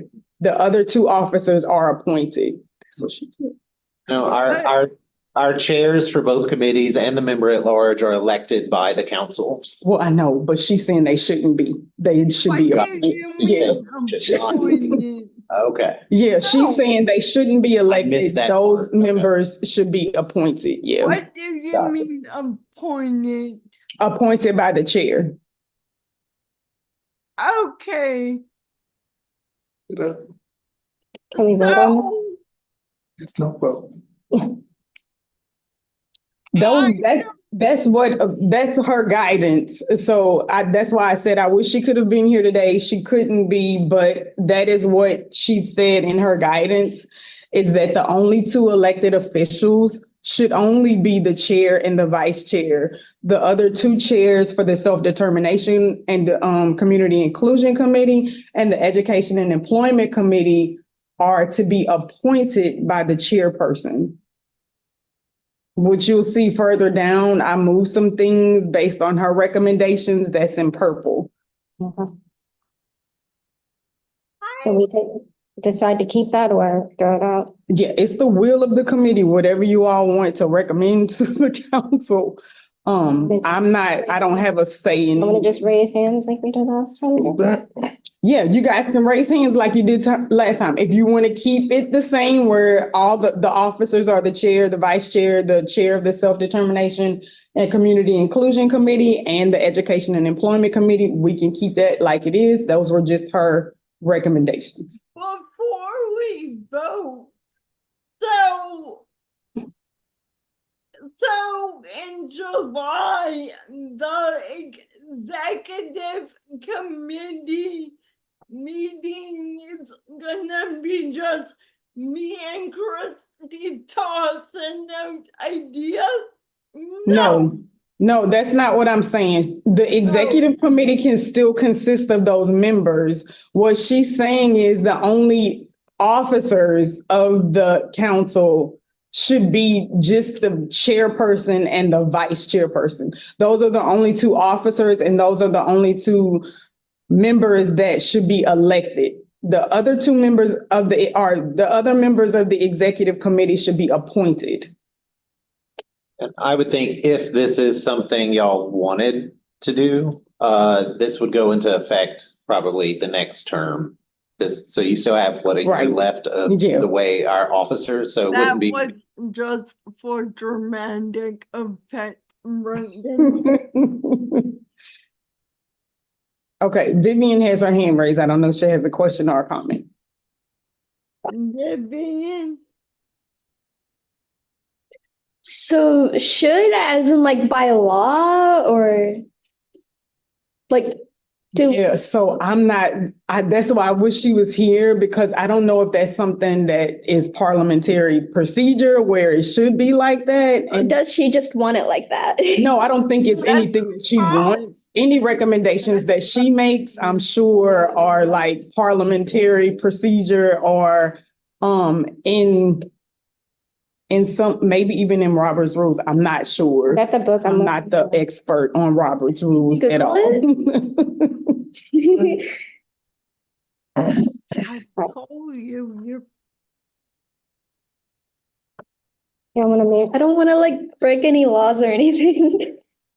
no, but these are recommendations. Like, cause Robert's rules doesn't even have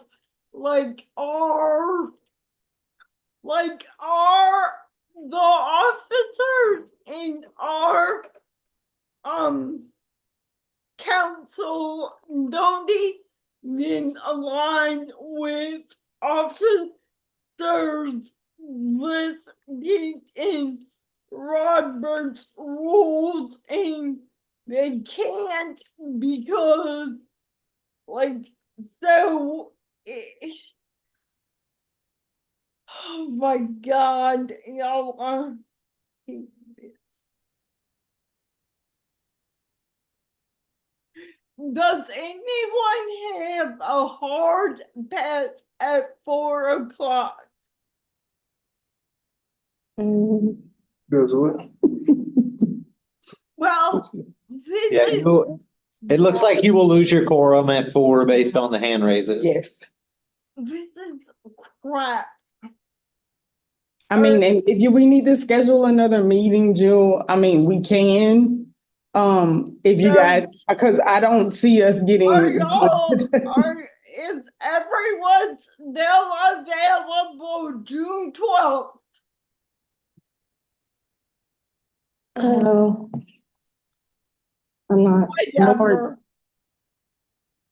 I can send out another doodle poll. Quit. I can send out another doodle poll to see who's available and what dates. Because I don't think you guys are gonna be done by today. Okay, I'm so sorry. This is on me, but Nicole thinks you had your hand up, so let's go. Oh my Lord. You're on mute again. Whoops, I'm sorry. I'm trying to get it together today. But as far as the issue that we were just speaking about, with Nicole, well, with her having the recommendations, her recommendations come from Robert's rules, and it also comes from our DDX so that we can stay in compliance with any kind of state or federal laws and stuff that's going on. She's not going to give us recommendations that is going to go against any acts that we have to follow, any jurisdictions that we sit underneath. So if she's recommending something, it's because other councils probably have that in their bylaws, and she's just suggesting that we adopt those, or we could leave them out and just,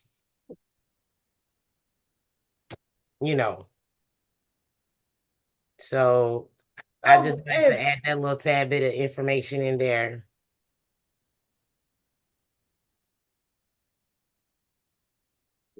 Angela. Vivian has her hand raised, then Angela. Oh shit, sorry, Vivian. I don't see the harm in accepting the recommendation. So, yeah. Also, I can't be down here on the 12th, but I can be here on the 11th after Bessie. Got you. Angela. I am off Thursday, so that needs to go in your pool.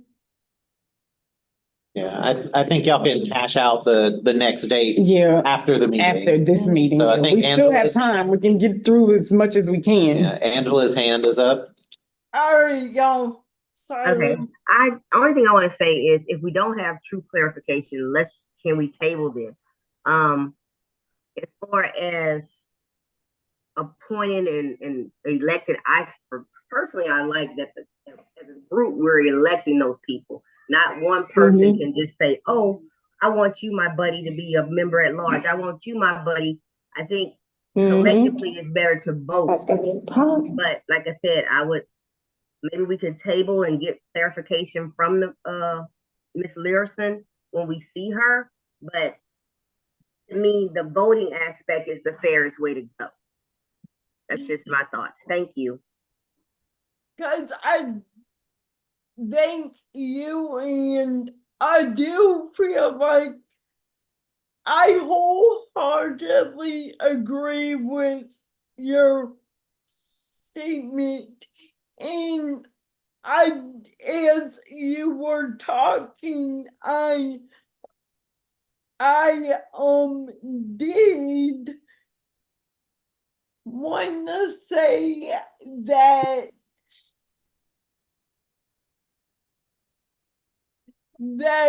I feel like Nicole's not making rules up to make rules up, but I do feel like that takes away even more voice, so that's chipping off the democracy part, and I mean, I don't like it, but if it were up to me, I wouldn't even wait to get more input, but it's not, and I just think that way does take away from more reasoning, from take away our voice.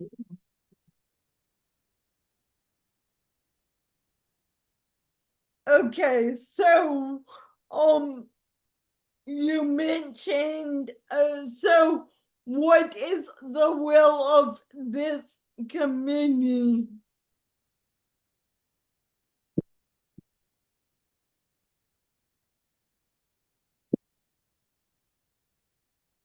Okay, cool. That was helpful. Can we vote, like, or just? Yeah, you guys can vote. Okay, so We're gonna table that. Well, I would like to. you guys are going to have another meeting. I'm hoping that Nicole will be able to join you then, and then she can provide clarity. Again, I'm just giving you all the recommendations that she sent me, and Jill, and I'm just putting it out there. So we can table this to the next meeting if that's the will of the committee.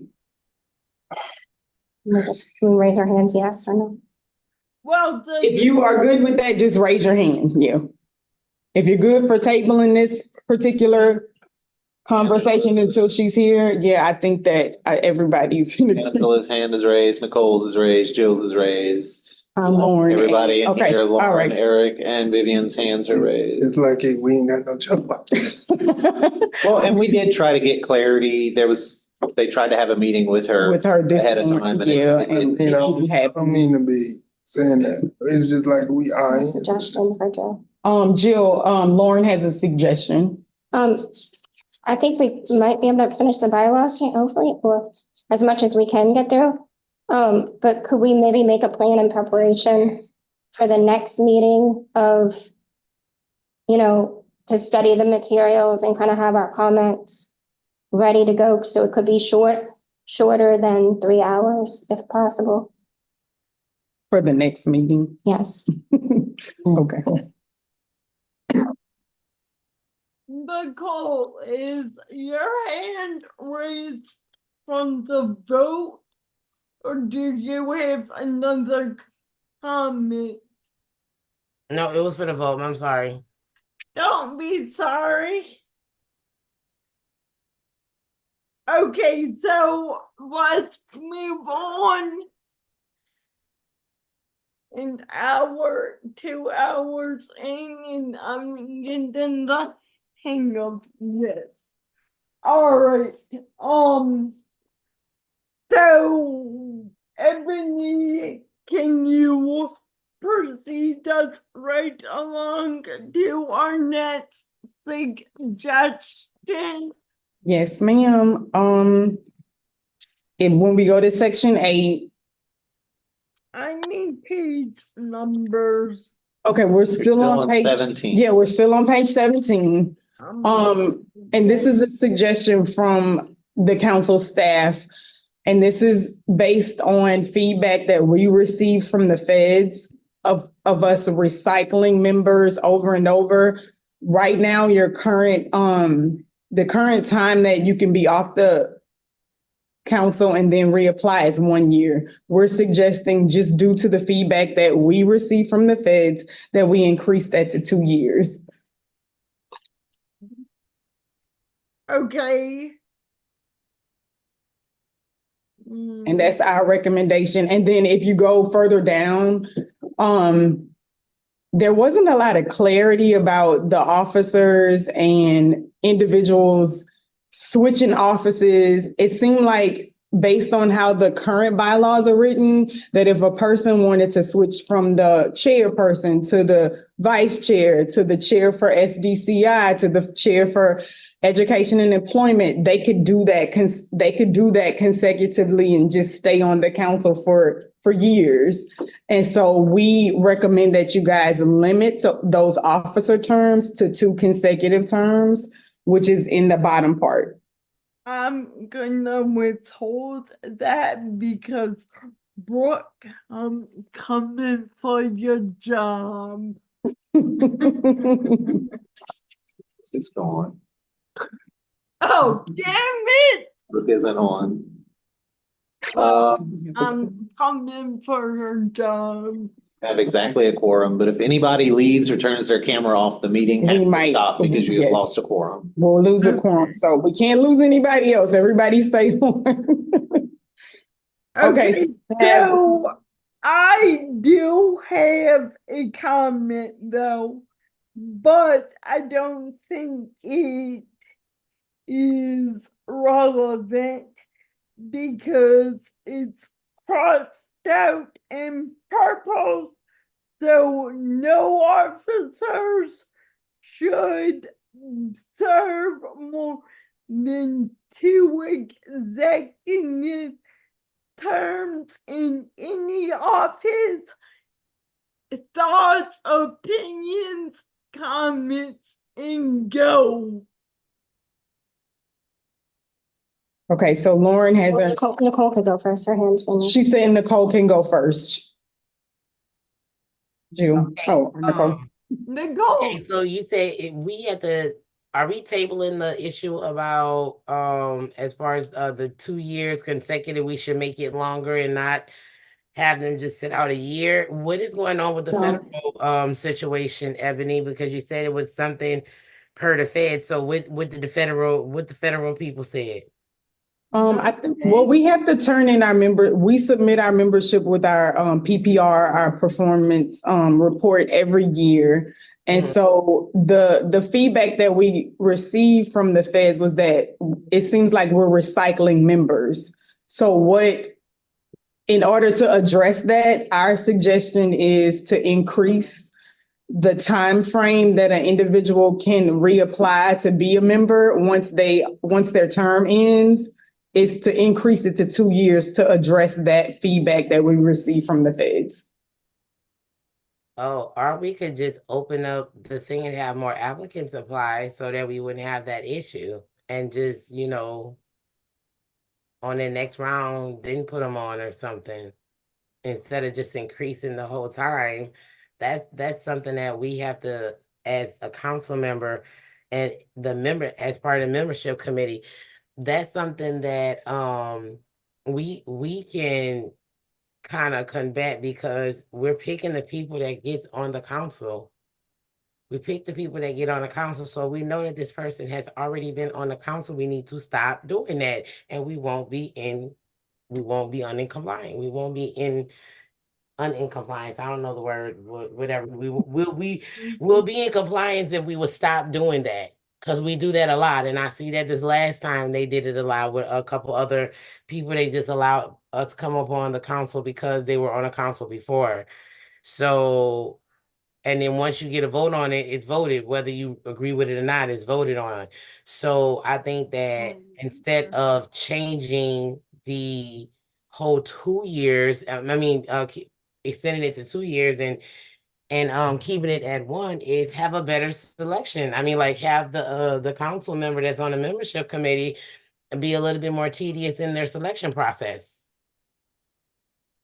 All right, I yield the floor. And just for clarity, their feedback, we're not non-compliant. It was just their suggestion that we try to get various other stakeholders at the table as opposed to the same ones. But I agree with you, Nicole. I mean, we need to do better with our membership applications and really trying to recruit people to apply for the council, because that's been a struggle for many years now of trying to get people that would actually commit to being on the council. Hopefully with this virtual opportunity, now that the law has changed, maybe that'll help have some people interested in participating. But yeah, that's been a struggle. Okay, Vivian has her hand raised and then Lauren. All right, Vivian. So I think members should still be able to come back. It's there for a reason. That's why there are 2 terms available, not just one. Earlier we said that we weren't going to increase it to 5 years because there were two terms. In fact, Brooke mentioned taking out that year instead of adding 2 because we could just recycle. But I think it's important that we do get more people in the council as well. So I would like to revisit the idea of increasing. I agree with the 2-year thing, so long as we increase the term to 5 years. Oh, God. And this wouldn't apply for current, council members, probably just for new incoming ones.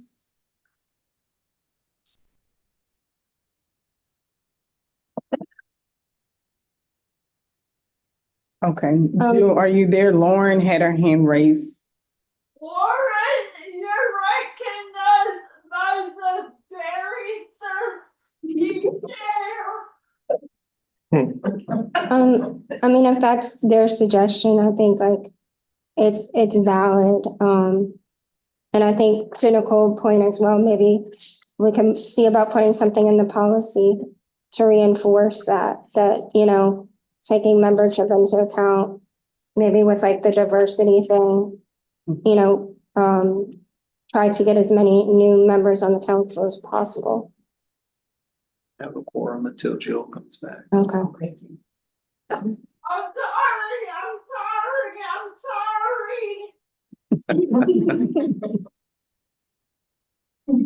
Oh, I can't run.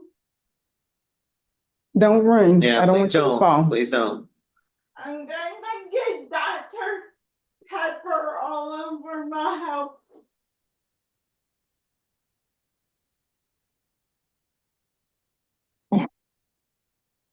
Does my arm count towards the quorum? You have to have your face displayed, Yeah. Jill.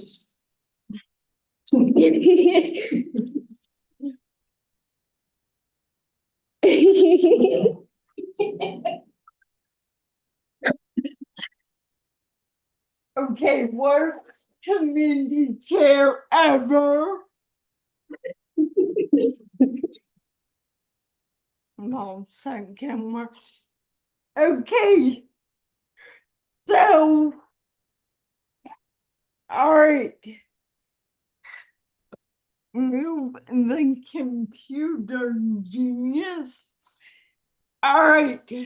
So, what are we doing in terms of membership rotation?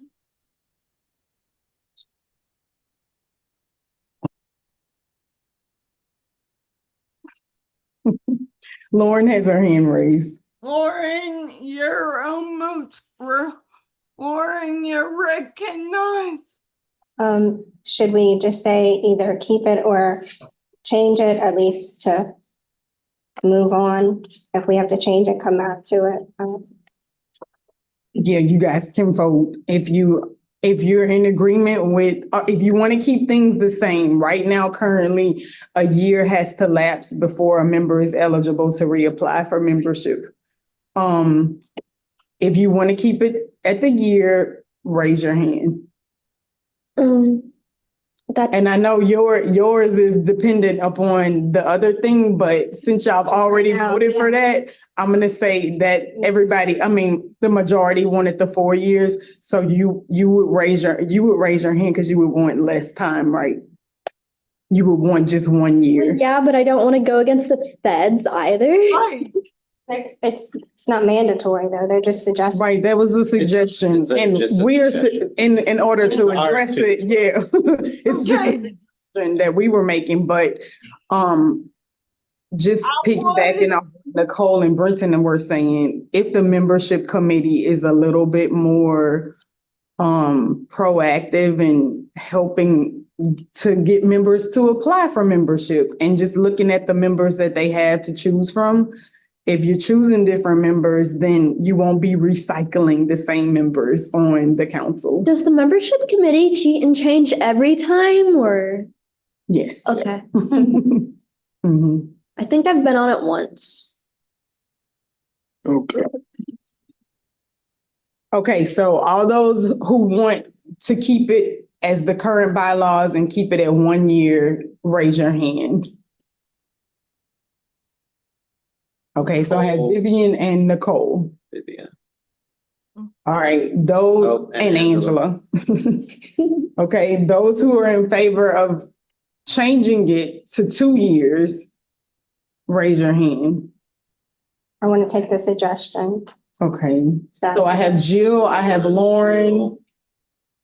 And Eric, Are you raising your hand or no? No, I'm confused. I'm Okay. very confused right now. All right, it's a term for 1 year to be on the board, right? And you have to sit out that 1 year, correct? Correct.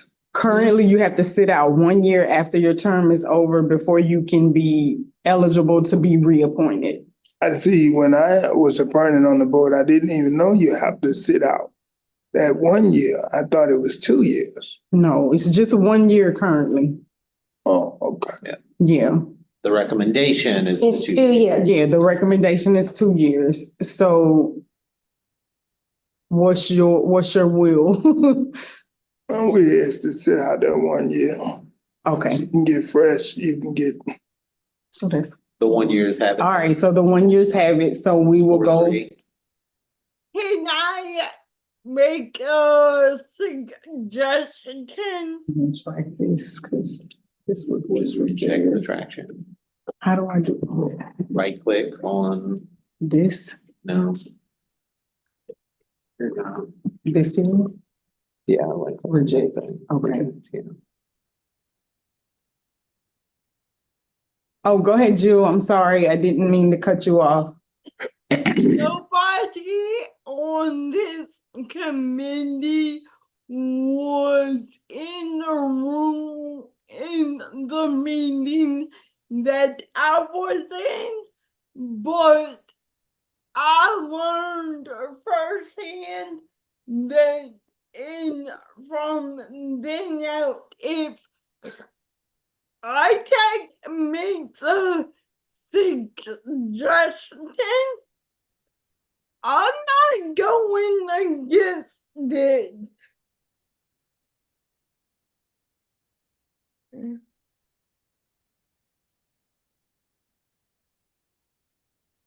Okay, so I'm gonna go to that second part where officers may serve 2 consecutive terms. So that's another suggestion from the staff that we limit the amount of consecutive terms that officers can serve.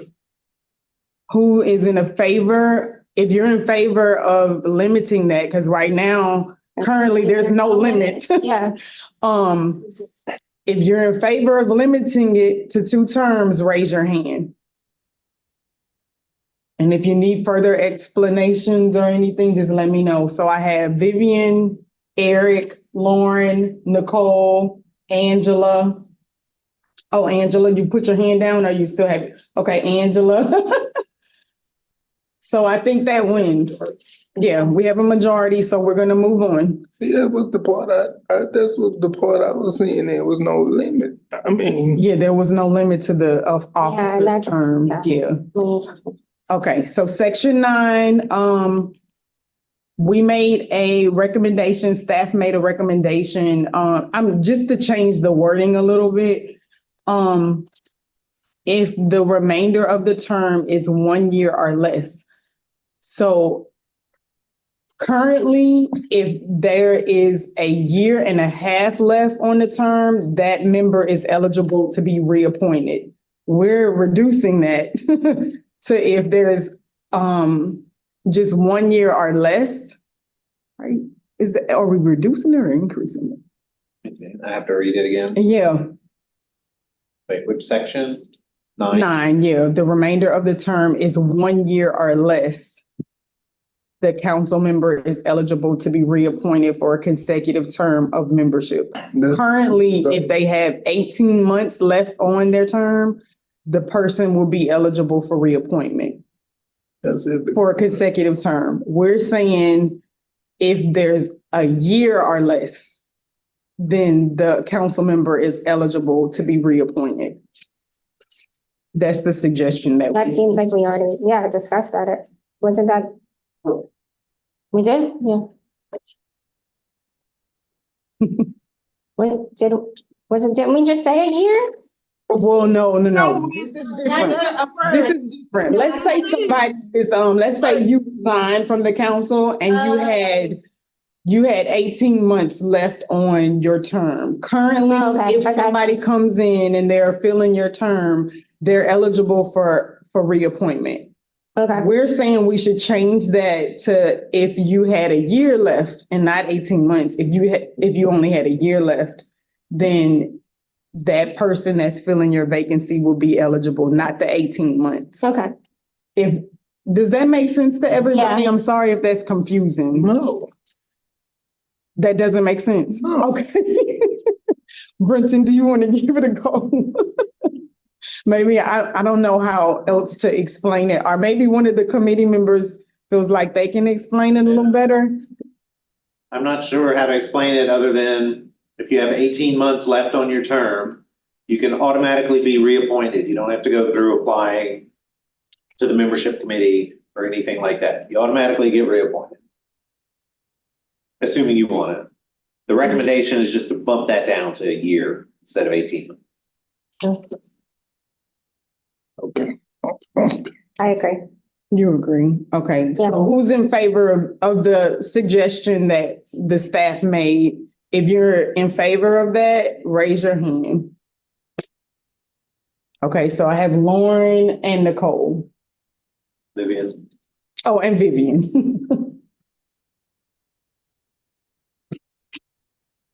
If you're not in favor, I'm assuming Angela's not in favor, Jill's not in favor, and Eric, you're not in favor. Okay, so. Oh, shoot, we got 3 and 3? Yeah, because Brooke dropped. Can anyone say why they're not in favor?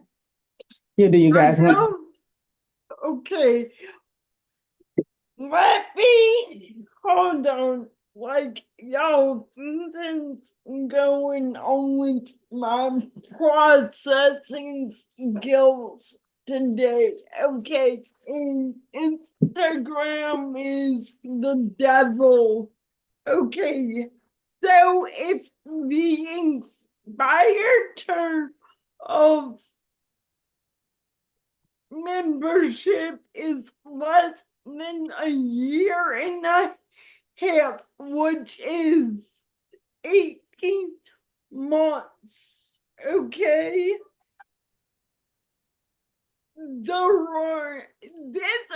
Are y'all talking about like, you have to explain this to me so I can visualize. If I quit and you appoint, y'all have a membership committee, whatever, you have to appoint someone. They give more opportunity. Okay, so yeah, I agree with what that I agree with what in red. Okay, so that's for people that agree. So we're gonna move on. It is what it is. I don't. I'm not gonna address Article 5 right now because you guys will do that next time with Nicole. Mhm.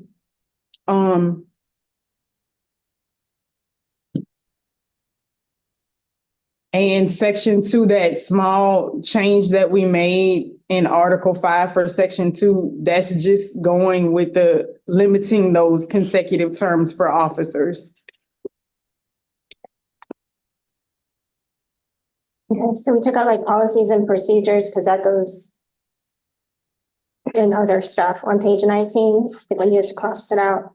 Oh, That okay. goes in, I'm asking because it goes better somewhere else. Is that why y'all changed it? Oh, on page 19? Uh-huh. Oh, wait, I'm not done. Oh, I'm sorry. You jumped ahead, I'm Lauren. Hold sorry. on. But I want to I'm take trying it to follow slow you. because I know Vivian wanted all of the things read. So I just section 3 on page 17. What'd you say, Jill? What time is it? It's 3:30. We have Okay. 30 more minutes. Okay, so section 3 on page 17, we just added the language that was in the guidance from ITAC. Basically, when a vacancy occurs in an office due to resignation, rotation off the council, or an unexpected vacancy, which could be either death or disqualification.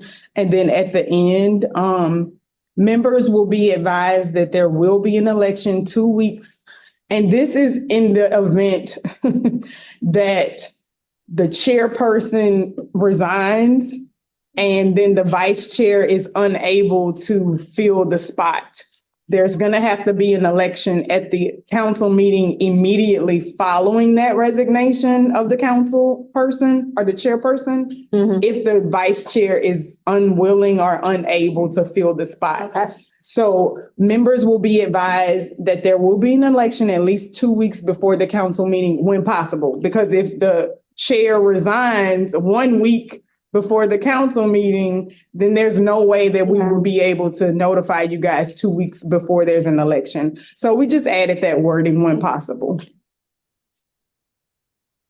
Okay. All right, section 4 on page 17. Again, these are recommendations from Nicole. I don't know if you guys want to table this again, this Table. part. Okay. Are we marking down the ones that we want Nicole to go through with us? Yeah, I mean, they're Okay, in great. purple. Yeah, I'll just make sure that she knows. Here, the red part where the staff are making recommendations, where it says the council's elections, we just added the word biannually or as needed. Because you may have to have another election before that biannual comes up. So we just added that, and the committee shall provide notice in writing via email. That didn't have we just wanted to add clarifying language because we were mailing that information. So those are the only changes we made, and we can table the nominating committee part in purple to when Nicole is here at your next meeting. All right, if everybody's cool with that, I will continue. Let me go back down real quick. Oh, the duties of the chairperson. In number 3, Nicole stated that the chairperson cannot be a member of the nominating committee. They cannot be an ex officio member of that committee or on that committee. I think it's just due to bias. Yeah. Yeah. Conflict. Yeah, conflict of interest, yes, Lauren. So I just added that. If everybody's good with that, we'll keep moving. Just let me know if you're not. Or if you need explanations. We didn't change any of the duties of the vice chair. So were you talking about this section right here, Lauren? Like Section 7? Section 9. Oh, section 9.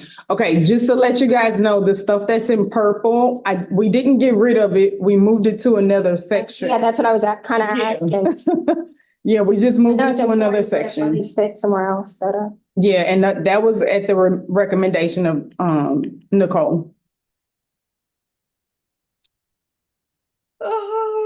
God. All right, so we're on the new article, 6, meetings in attendance. Staff just recommended clarifying language there that it's the third Wednesday and Thursday of each quarter. Now, if there's an extraordinary reason that the executive committee wants to call a meeting, we just added the word date. It could be held in a different month or a different date. So if everybody's in agreement there, section 4, we removed it here, but we added another article at the end based off of Nicole's recommendations. So we didn't remove that language, it's just in another section. Okay, can I say that like this, we have been, I'm very passionate about this, and we haven't even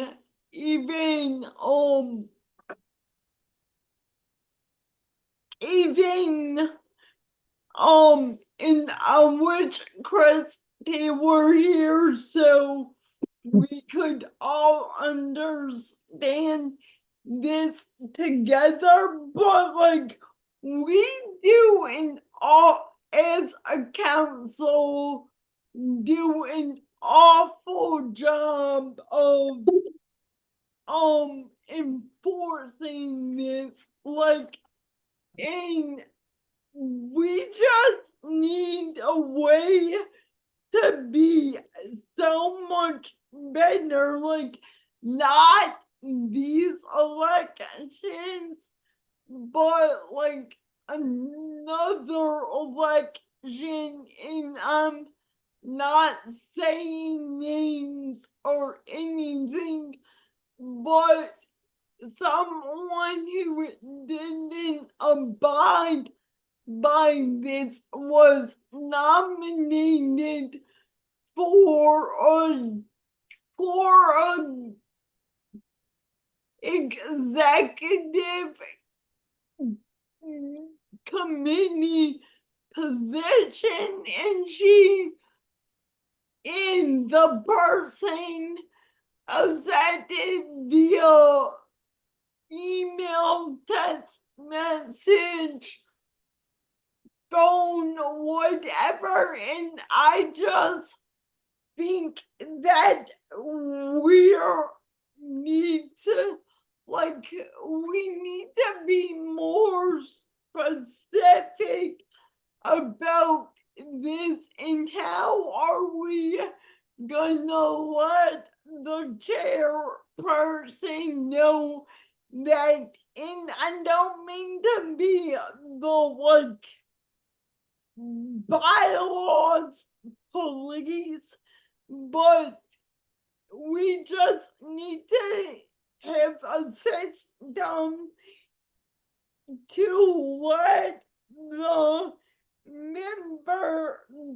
executive committee know that this person was not there, because I've seen council meetings who I've seen new members that this is your 4th meeting since you've been nominated, and I'm just meaning you. Like, how is that acceptable? And we just don't, of all of the things, and I haven't gotten passionate, but like we just need a way to enforce the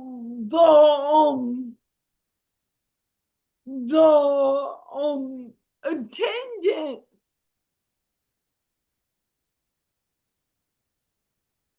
That's it. Okay, so Lauren has her hand raised, Jill. Jill, I just wanted to piggyback off of what you said. I'm a newer member, but I notice a lot of people don't come. And I think that we do need to be more stringent on the absentee policy and maybe reduce the amount of absences.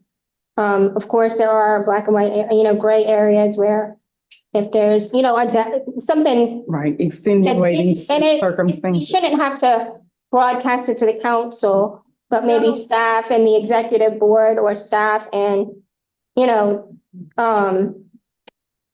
yeah, there's no, and then that messes with quorum, that throws everything off. So I really think that we need to make it like maybe even go down to two absences in a row. If you don't have, and even if you are absent, either notify before or after, notify, that might have to go in policy, but something along the lines of letting us know you're not going to be there or, just courtesy. We might want to table it for next time. But yeah, that was something that I had marked to discuss today. Well, no, y'all have time. You still have 20 minutes. Y'all can discuss it. Vivian has her hand raised. Jill. Vivian, what you got, friend? Hi, so I'm going to be playing bad cop here for a second. I missed a council meeting because I was in the hospital due to my disability. And then I also missed another council meeting due to the weather because it was unsafe to drive down to Baton Rouge. The roads were iced over, there was snow. I had to reject nomination for chair because of my health. I would like to emphasize that we need to accept extenuating circumstances, especially if it's related to health and safety. So I don't want to discriminate against anyone, especially if it may be more difficult for someone to participate. We also have the virtual accommodation though, so you'd think that would help.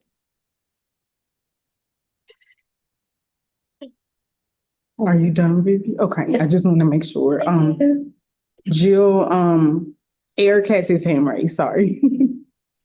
I understand. I'm sorry.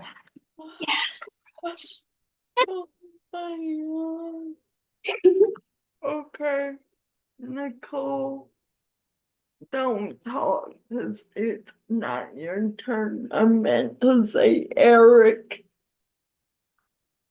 This is my thing. That I'm bad on email. I'm gonna say that I'm bad on email. But when I'm recognized to come to these meetings, I be here. Okay, I even have been here when I was sick. So what I'm saying in all that none in the share, if you take these seats and you have emergency medical reasons of it, it's our job to get it to the proper person we need to get it to. And that be done. I mean, our medical help I think our medical help should not have nothing to do with the meetings. Because I'm just being truthful, I can get sick. I'm just using Mr. Brad, he can get sick. And if it happens, it happens. But if you're on the board and you just not coming, don't accept the chair if you know it's gonna be too much. If it's not your bread of taking the board seat. Just be honest. Look, I came to one meeting. I don't like it. This ain't my cup of tea. Just be honest. And I hope I'm making sense. And the language in there allows for those considerations. Yes. I was just saying that. I mean, it says that the executive committee will discuss those reasons and may, it doesn't mean they will or shall, they may ask for a resignation, allowing them to take into consideration the reason for absences. I bring in some doctor papers like booking. Jill, Vivian has her hand raised. I just feel bad now because like this isn't your job and like I don't feel like hell wants to get the meeting because I want to make a bubbly. Who the hell cares? Like I feel like this isn't your job. This isn't school. Like asking for a note is kind of right. Is not really necessary. But I do find this is fair because you don't want to say, okay, you're done. And like, but like, and then like, if you mean like, I don't want to be too harsh, like, cause people do have their like, I mean, no one wants you to come. It's a DD council meeting. Like, you can't drive in snow for a DD council meeting. You can't, like, risk your health for something that gets that you don't get paid for. But like again, I was just on my soapbox and I apologize, but I just have noticed and I can assure you that the examples I gave are nobody in this room. But I just noticed that, and then I think we have people on our board, and I'm not trying to knock anybody, because I mean, some people like my time is expired, like, and I don't know that, like, that I need to wait till someone replaces. I'm on the council until someone replaces me. Like, and I don't know, I'm just, but like, I don't know. I'm just, like, I don't know. Vivian, you can talk. Thank you. So we do have to navigate mental health facilities in the community. I missed one of the meetings because I was in Brentwood Hospital. That is a mental hospital. I was hospitalized because I burned myself. I could not access any of my devices or anything while I was in the hospital. I could not attend meetings virtually, even if I like begged them to, because that would be against policy. It should be, Jill, are you crying? Are you okay? Oh, I need to see when that no one wants you to risk your health, Vivian. And I was too hard and I didn't mean to. Like, go on. So I don't think we have a quorum because Eric walked away. Yeah. Eric, are you leaving or do you have to take a break? No, I just gotta roll away. Oh, okay. I was just making sure. He's in the room. Yeah, he's in the room. He's coming back to his seat now. Okay, So you can continue. okay.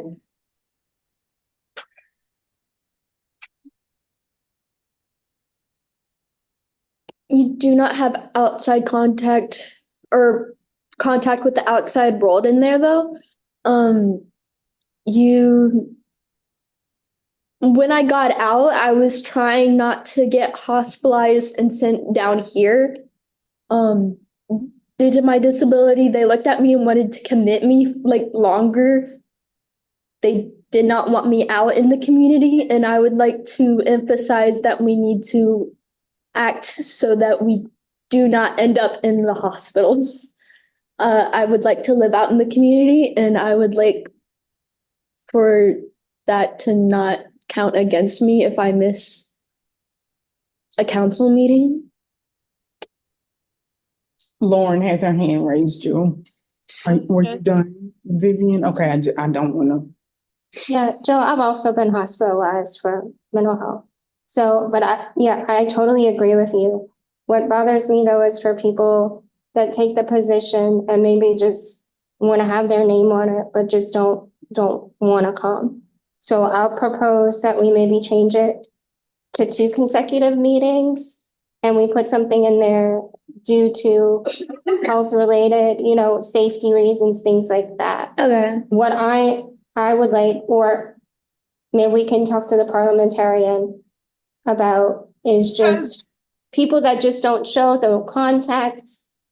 We have members I've never met. I didn't even know they were on the council, and I've been coming for quite a few meetings, and I think you would agree too. I think that's the issue, and it's definitely not, those extenuating circumstances. But I think that you definitely need to be a part of the conversation, we all do, about how to phrase it correctly and also to protect our privacy as well, because it's really nobody's business. You know what I'm saying?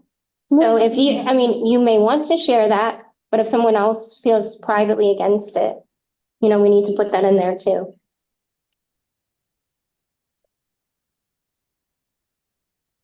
Jill, Vivian has her hand raised, and then Nicole.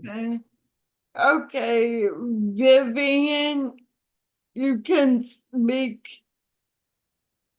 Thanks. I did not want to share that. I felt I had to because of some of the things Eric was saying. And I realized that my comment was really, really, really harsh. And I just wanted to reassure y'all that it was not directed at anyone in this room or this screen, but so I just wanted to put that out there. All right, Nicole Banks, what you got? Okay, just for like time's sake purposes, can we just not keep taking everything so personal? Like this is a committee for us to share things that's happening within the community. Like if someone says something, I know that everybody in here is on the same team. We're not trying to, downplay one person or another, but I just feel like a lot of people are taking things way too personal, and it's not that serious. I don't think that we're trying to get it at that point. I think that everybody's here for the same common goal. We're trying to, make sure that things are being met. It's not to say that your personal experience doesn't matter, but I'm saying that I just feel like a lot of people are taking things way too personal, and it's making us extend time when we shouldn't be extending time on certain things. But that's it. I agree with all of the health related things because if you can't come to the meeting, you can't come to the meeting. And I feel like you shouldn't have to be obligated to tell anyone No, until only the chair or the people that we have to answer to let know that we're not going to be there. It's no one else's business. do you?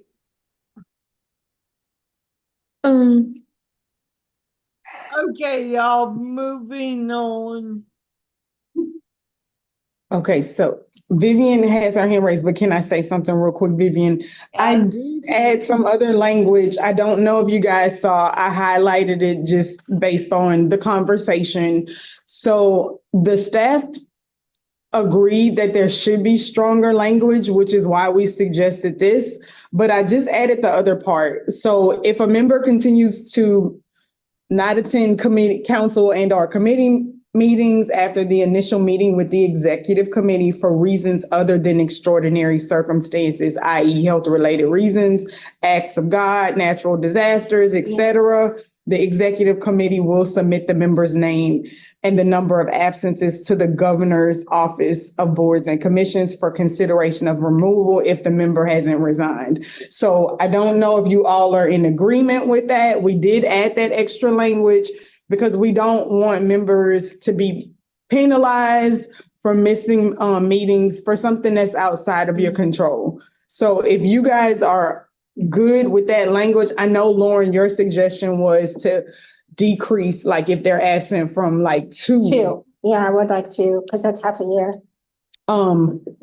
So I'll go with the staff suggestions first. Are you guys good with the red part and the yellow highlighted part? Is everybody on board with that part? Yes. Okay, so Lauren's suggestion is to change the three. If a member is absent from two, change that 3 to 2. Or we can do 2 consecutive if they prefer. Or 2 consecutive meetings. Then the executive committee will discuss the reasons that the individual is missing the meetings. Consecutive meetings. So is everybody on board with adding that 2 consecutive? I can add it now if everybody's in agreement. Raise your hand. 2 consecutive meetings. If they miss 2 consecutive meetings, all it means is the executive committee is gonna meet with that person and discuss Figure out the what's going reason, on. yeah, why they're missing those meetings. Are you keeping the 12-month period in there? Or are you just saying 2 consecutive meetings at any point in their term? Consecutive meetings and then Because right now it's currently just, it's based on a 12-month. Yeah, he's right. Yeah. Thank you, Susan. I Okay. like to keep the 12-month meeting period.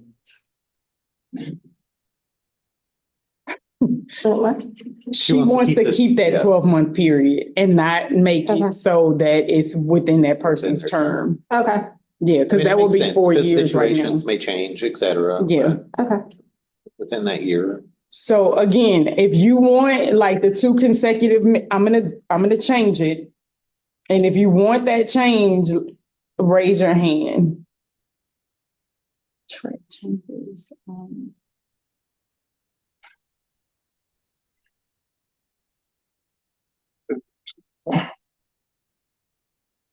Or should we also put 4, 3 of the 4? Because what if you're just skipping every other meeting? But then I feel like there's something that The bylaws. I would. I want to make sure there's language that you have the opportunity to meet with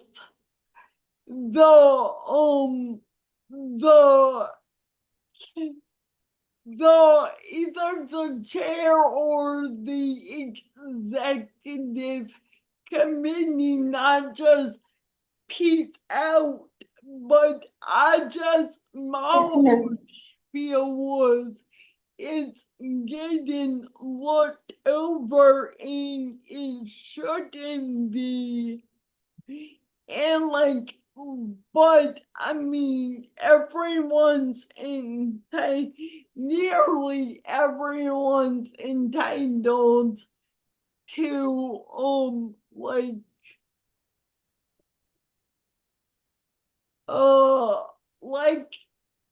I mean, you can't just, we want you to resign, no questions. It's nearly everyone's entitled to a discussion. So that's in there, Jill. I mean, yeah, I mean, it's saying the executive committee will discuss the reasons. I'm sorry. Yeah, they just won't just be dismissed. Like the executive committee will discuss the reasons and they may ask for that member's resignation in writing. So if they discuss the reasons and if you find out it's extraordinary circumstances, then yeah, nobody's being dismissed. Okay, I'm sorry. No, you're good. I just wanted to make sure you understood that that was in there. Okay. Yeah, so again, I'm gonna go back to this. Is everybody on board with the 2 consecutive meetings? Because I think this will be the last decision that you guys will be able to make, and then we're gonna have to take public comment and end the meeting. Yeah. Okay, so everybody's on board with the 2 Real quick consecutive though, meetings? Yeah. I'm sorry, I'm so sorry. No, Lauren had a great. Yeah, I Okay, said- go ahead. She'd mentioned it. I said, 2 consecutive meetings or 3 non-consecutive. Because what if somebody's coming to every other meeting Yeah. to get around it? I mean, I do think if the scenario. And I know is- that's goofy, but you never know. And then somebody's Yeah. gonna say it's not in the bylaws, and I'm just trying to cover us. Okay, Okay. If somebody doesn't like that, just say it. So we you can- okay with that, Eric? Yeah, I'm cramming up. Yeah, I'm good. Oh, okay, all right. So we're almost done. So Nicole, I think you have your hand raised because you're good with that, right? I just want to make sure you don't have a comment.